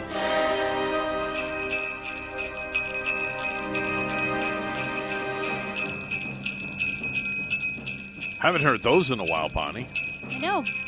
Wonder who it's going to be. Santa in space. Yeah, Santa Claus in space. Good morning, Santa. Oh, ho, ho. You realize that every year at Christmas time, NASA turns over their shuttle runway to Santa so he can land? Really? Oh, yeah. Very interesting stuff. Wow. Yeah. Every year it's done. Wow. Interesting. How much more, do they spend a lot of money to do that just so Santa can land? Oh, no. They just clear off all the pigs and hogs that like to go on the runway. Oh. How long is that runway? How long is that runway, by the way? You got me. I don't remember exactly. Well, you figure if Air Force One can land there, it's got to be pretty long. Ooh. Or even if the space shuttle landed there. Well, Air Force 2 has landed there many times, and Yeah. we'll be doing it again shortly. Yeah, definitely so, without a doubt. So what's going on in this day in history? Well, on this date in history, in 1974, NASA's Pioneer 11 spacecraft made its flyby of Jupiter. 1988 saw a shuttle mission taking place, STS-27. In this case, it was flying after the disaster that took place from Challenger. 1990, they had a launch of STS-35. That was the first Astro 1 Space Lab Observatory in the cargo bay. 1992, STS-53. That particular mission took astronauts on a Defense Department mission into space. 1997, STS-61. This was the first Hubble Space Telescope servicing mission to take place to make sure that it would continue for many years. And in 1995, NASA launched the SOHO spacecraft. That's a Solar and Heliospheric Observatory, which is giving us great data on our sun. Well, the astronauts on board the International Space Station have been doing quite a bit of science work, and they've been getting ready in preparation for the launch of a new Dragon spacecraft coming to the station. On the 5th, SpaceX will launch a new Dragon, and this will be a totally different Dragon from the one they had before. It'll be the first launch for SpaceX under NASA's Commercial Resupply Services 2 contract. It'll be the first time they'll have a splashdown in the Atlantic Ocean for the cargo version of Dragon 2. The first CRS mission to use the Crew Access Arm on Launch Complex 39A to load cargo. Previously, they only used that for manned launches. It'll be the first time that 2 Dragons will be attached to the space station. It'll have the first automated docking to the station with a Dragon supply mission, where it will not have to be plucked out of the sky, and it'll actually automatically dock, which the Russians have done for years. And the first flight of SpaceX's upgraded version of the Dragon. So everything is pointing towards that launch. The crew is waiting to get a whole lot more supplies and continue to do a lot of research on board the station. Kate Rubens has been working with an external pallet that she moved from the Kibo laboratory module. She then cleaned up plant habitat within the station and continues to grow red radishes. Soichi Noguchi took physical fitness tests on the bicycle on there to make sure his cardiopulmonary function was working properly. Mike Hopkins, meanwhile, spent a lot of time stowing gear into a Cygnus module, which will be detached from the station before the end of the year and will be safely destroyed as it re-enters the Earth's atmosphere over the Pacific. Meanwhile, the two Russians, Sergei Rusakov, worked on electronic and life support maintenance as Sergei Kudzhevastikov worked on life support gear before he started servicing the power supply system on the Zarya module. So a lot was going on there. Meanwhile, yesterday, from French Guiana, at 8:33 last night, they were able to launch that Soyuz STA spacecraft. That spacecraft carried the Falcon Eye 2 satellite into orbit. This was a mission that was taken off a Vega rocket and assigned to the Soyuz rocket. The United Arab Emirates was anxious to get this satellite in orbit, and after several delays caused by weather and by equipment problems, they finally got it off. Meanwhile, China has successfully landed on the moon in a major step towards obtaining the youngest lunar sample so far collected and delivered back to Earth. Chang'e 5 lander landed on the moon. It has already conducted a drilling on the moon going down about 2 meters, about 6 to 7 feet, and taking up that soil. That soil will then be brought back to Earth, something that we haven't done for over 40 years. So China continues its march to say, hey, we are a force and we will continue to be for some time. That lander, once it landed, unfurled its solar arrays so that it can soak up the energy it needs in order to complete its mission on the red planet. Meanwhile, China is also pushing ahead with its Long March 9 Super Heavy launch vehicle. That's a vehicle they hope to use for crew missions to the moon and into deep space, as well as to service their space station, which they should start construction on early next year. We're going to keep an eye on China because they are not getting out of the business. And maybe today we'll see SpaceX launch its Starship SN8, where it will make a flight going up to 50,000 feet for the first time. Tomorrow we'll tell you about any launches that took place, as well as some problems with the Orion spacecraft. So until tomorrow, have a great day, everybody. That's Randy Segal with the Space Report. He's on the program each and every weekday at 8:30. Time to go on over to Ellie's Downtown Deli, where Bonnie is standing by, and she's actually standing right next to that half-pound chocolate chip cookie. And Bonnie, it seems that thing is bigger than your head. It's bigger than my head, and it's comforting, because we need that comfort food on hand for today. Chef Mark is preparing fresh soup again at Ellie's Deli. Oh, what a great day to do it. I know, and he prepares 2 different flavors of soup each day. I know yesterday he had the turkey vegetable, curried chickpea soup he had yesterday. You'll have to call him right around 9 or 10 this morning. Let me know if they ever have broccoli and cheese or New England clam chowder. Those are my favorites. Because I'll go buy every little last ounce they have. Even the beer and cheese soup sounds fine, doesn't it? Yes. Like a beer cheese kind of cheesy kind of. I'm hungry. I'm going to have to go over there when I get out of here. Oh, another one of his pleasant delights for comfort food is Mrs. Peter's fish dip. Ooh. He has it. He serves it over lettuce with diced tomato, red onion, and jalapenos, accompanied by Captain Wafers. And you might want to get, of course, one of his tasty fresh jumbo wraps, a signature salad or signature sandwich with a hot bowl of soup, of course. Ellie's Downtown Deli in Stuart now has their patio back open, plus they're at 50% dining inside with a full menu for pickup or delivery. Ellie's also has full dinners available for takeout, and plus their fabulous desserts as well. Call 772-781-6605 to order and pick up today. They're located 18 Southeast 6th Street, just off Colorado in Stuart. Call 772-781-6605. Ellie's Downtown Deli in Stuart. It's time for the Precious Metals Report. It's all brought to you by St. Lucie Jewelry and Coin.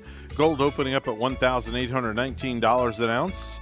And silver opening up at $23.85 an ounce. That's Precious Metals Report. It's all brought to you by St. Lucie Jewelry and Coin. And I guess whoever that was didn't want to talk to us. Well, they can call us back. They can call us back. Our line is open. Our line is always open, without a doubt.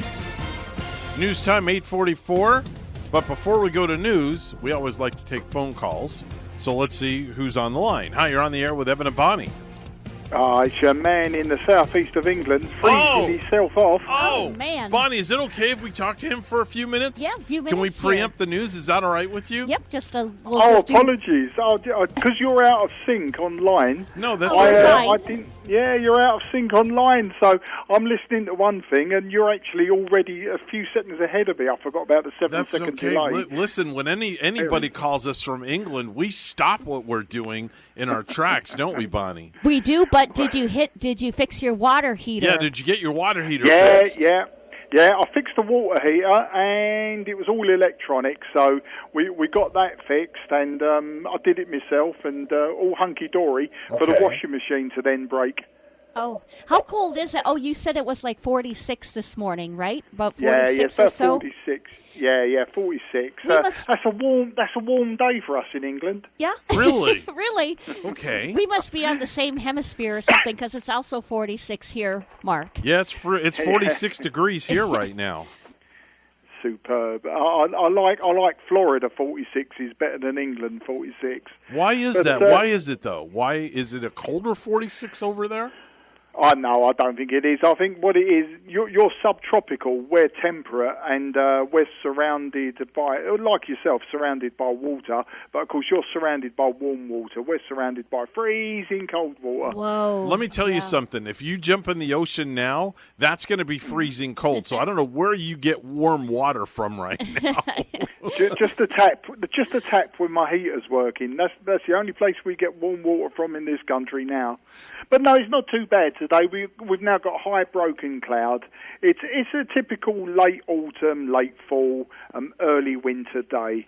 So just looking forward to the Christmas break, having some time off with the family. We've decorated the house. We've got all of the trimmings, the tree, and the little village that I've built, which is built from houses that I've bought in my various trips to Florida over the years.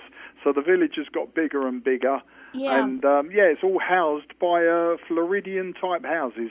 Wow. I want to see pictures of your village on yes, Facebook. You have to tag us in those pictures. We'd love to see them. Yeah, I'll do that this evening. I would So you're love both to see keeping them. well. The families are keeping well, yeah? Yeah, we're doing good, Bonnie. And it's Have I really been cut good. off? Is your beautiful family well this holiday season? You have a beautiful family, by Yeah. the way. I showed Bonnie pictures of the wife and the daughters. The daughters, and you have got such a beautiful family. Like a model family, Well, just like... my daughters obviously take after me. And, obviously. Now I my saw wife your... my wife is because I wouldn't marry an ugly one. I saw your wife. She is rather pretty now. Yes, very much. Yeah. So. Very much. Not doing too bad. How was I struck lucky. How was the Christmas season doing over there in England these days? What are people doing? Well, it's obviously subdued due to COVID and the various lockdowns that we're having. We've just came out of a national lockdown. Today is the first day that all of the shops open, so I expect it to be manic, absolutely manic. Generally, in England, people don't decorate their houses until the beginning of December. But what I had noticed, driving around, so many people had decorated their houses this year early. sort of mid-November, slightly earlier. Really? Yeah, and I think it's just a happiness thing. I think people are thinking, you know what, you're keeping me locked in my house. I can't go to a pub, I can't go to a club, I can't go to the gym, I can't go anywhere. So the only cheer that I can get is to make my house look pretty. And it's really nice, but there's been a long-standing joke in England that, you know, you don't decorate your house before the 1st of December because it just looks awkward. But I think now this is the beginning of something new. I think, you know what, Mark, I was going to say it's just a little different in my neighborhood where we saw people decorating their homes late. Like I'm saying, just like now, the decorations outside of the homes are going up, but that might be because over here we celebrate Thanksgiving, and Thanksgiving was later. True. Yeah. So, and what I'm noticing as well is the UK, we're sort of embracing American culture, popular culture, that is, mainly via the TV and our youngsters watching the TV. And we've noticed a lot more people are, Halloween, for instance, the last 15 years, 20 years, Halloween has now surpassed our Guy Fawkes Night, which was November the 5th. What did they call it? I've noticed now that they're also embracing the spirit of Thanksgiving, even though it's an American thing. Yeah. I've noticed that, you know, Thanksgiving and happy holidays, that sort of expression is now becoming almost normal now. And I reckon within 10 years it will be an actual celebration in this country. Wow. Certainly Halloween is now bigger than our, to my perception, is now bigger than our November the 5th Guy Fawkes Night. Wow. Well, Mark, thank you. We really appreciate the phone call, and we always love hearing from you. You know, we have an open door policy. Anytime you want to call the show, please feel free to call us. And we love hearing your voice. We love knowing what's going on over in England. Yes, we do. Of course. And I'll try to ring before Christmas, but if not, you two have a fantastic time. I'm hoping you will give us a call. I'm hoping you will give us a call before Christmas, without a doubt. It's all about getting the telephone that works. This is true. You two take care. All right, Best take wishes care to your families, and look forward to the next time. Bye-bye for now. God bless you. Cheers. All right, let's go to the news desk, and Bonnie has the headlines this morning. Good morning, Bonnie. Good morning, Evan. Students are just weeks away from wrapping up an unprecedented first semester of school. Here's WPTV's Treasure Coast reporter Megan McRoberts. To put it simply, next semester parents will still have the option to send their student to school in person or keep them at home for remote learning. But if those students at home just are not meeting the mark, they may be required to come back to school in person. When it comes to keeping her kids happy and healthy, Deanna Luban keeps them active and sticks to a familiar routine. Routine is so important for kids. That's why she decided to put her 3 children in school in person during the COVID-19 pandemic. Because we are new here, so I wanted them to meet people. I wanted them to meet their teachers so that they would have an idea of what kind of a student they were. For the first semester, she said she felt her kids were better off this way. My high schooler did have to quarantine because someone in her classroom had contacted the virus. She actually did not like it. It's just not as easy to learn. So she's keeping them in person next semester too. And Florida's Education Commissioner Richard Corcoran announced this week that schools statewide will remain open for families like Deanna's, with the virtual option for others. But a big change, students underachieving in remote learning next semester may need to come back to school. Bottom line, I think if a parent knows that their child is not getting the education they need at home, we're going to have to come up with solutions. So we have several solutions where we can keep their kids safe. In Martin County, district staff says in-person students on average made B's, while remote learning students had a C average. Attendance was also higher for in-person students than remote. Superintendent Dr. John Millay stresses the district will still work to find ways to help students succeed at home before asking them to return. But of course, the parent would have the final say on that. The district has until December 15th to send their final plan to the state for approval for second semester. There will also be a parent university this week on Thursday where parents can hear more directly from the district about their COVID-19 plans. In Martin County, I'm Megan McRoberts. Back to you. Well, Dr. Anthony Fauci says it's possible that we'll be able to pack sports stadiums by next September, assuming that the vaccines do turn out to be effective and a lot of people get vaccinated. And it's hard to imagine when we'll feel comfortable, of course, packing those stadiums once again. But with the vaccines on the way, according to Dr. Fauci, there is hope on the horizon. Our news time is 8:53. We'll have weather and traffic together next.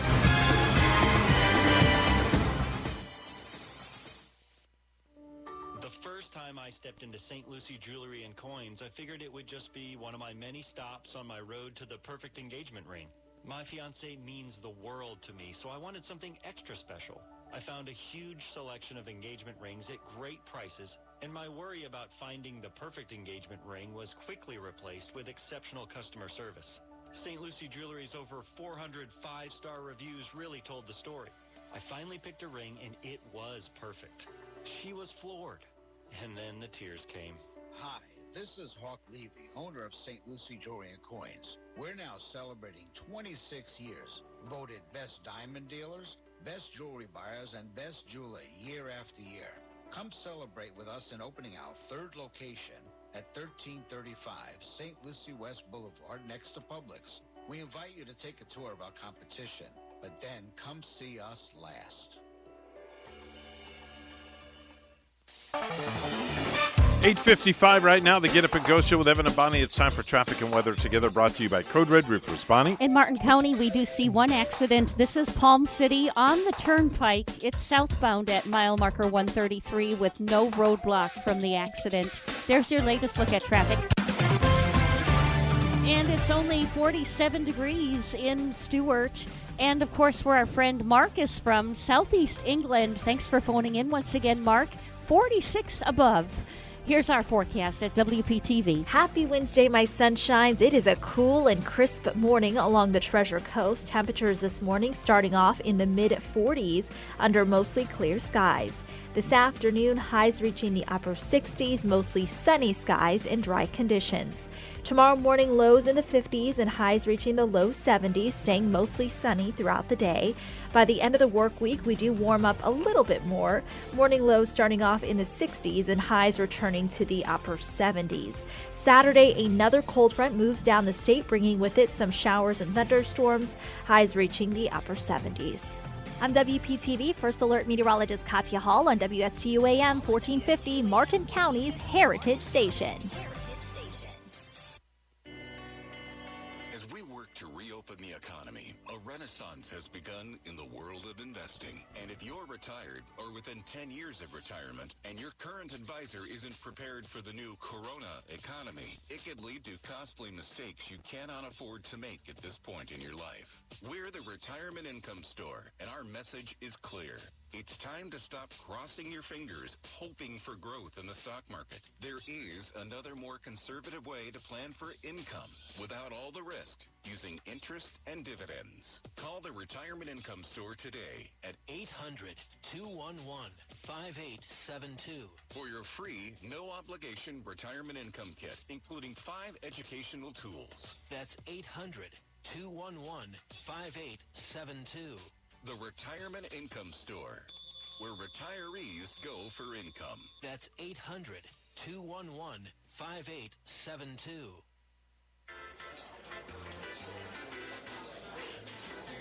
Whoa, great food. First-class presentation, too. I'm impressed. Do you use catering services for client seminars and other marketing activities? Do you sometimes have working lunches? Then you know how important it is to make a great impression. You'll make that great impression with chef-prepared business catering from Ellie's Downtown Deli. From simple box lunch drop-offs to buffet setup and breakdown, you'll always enjoy tasty cuisine tastefully presented. And with Ellie's Downtown Deli, going first class costs no more than settling for a mundane meal. This is Chef Mark Muller of Ellie's Downtown Deli. Drop by or give me a call to find out why our business catering means business for your business. Ellie's Downtown Deli, located at 18 Southeast 6th Street, Stewart, just off Colorado Avenue. Call 772-781-6605 or visit elliesdowntowndeli.com. You're listening to the Get Up and Go Show with Evan and Bonnie on Martin County's Heritage Station, AM 1450 WSTU. Now let's get back to the program with Evan and Bonnie. 8:58 right now. Man, it just flew by today. It really did. Yeah. Right? It did. And, the entire month of December, Evan, is going to be that way. Yeah, I can't believe, it's Wednesday. Today's December the 2nd. We're 22 days away from Christmas Eve, and it's going to be magical. 3 weeks away from tomorrow will be Christmas Eve. That's a wrap for us. We're out of here. We'll say bye-bye for now. We have a lot of love in the room, and we want to send it out the front door and spread it all around this country if we could, right, Bonnie? Absolutely. We always do. And remember to get your fresh hot bowl of soup today at Ellie's Deli. Definitely so, folks. We're WSTU Stewart. We're Martin County's Heritage Station. The news is coming up next, and we'll see you back here on Thursday morning, bright and early, 6 a.m. In the meantime, enjoy some Michael Bublé, and it's beginning to look a lot like Christmas. To look a lot like Christmas everywhere you go. There's a tree in the Grand Hotel, one in the park as well. It's the sturdy kind that doesn't mind the snow. It's beginning to look a lot like Christmas. Soon the bells will start, and the thing that'll make them ring is the carol that you sing right within.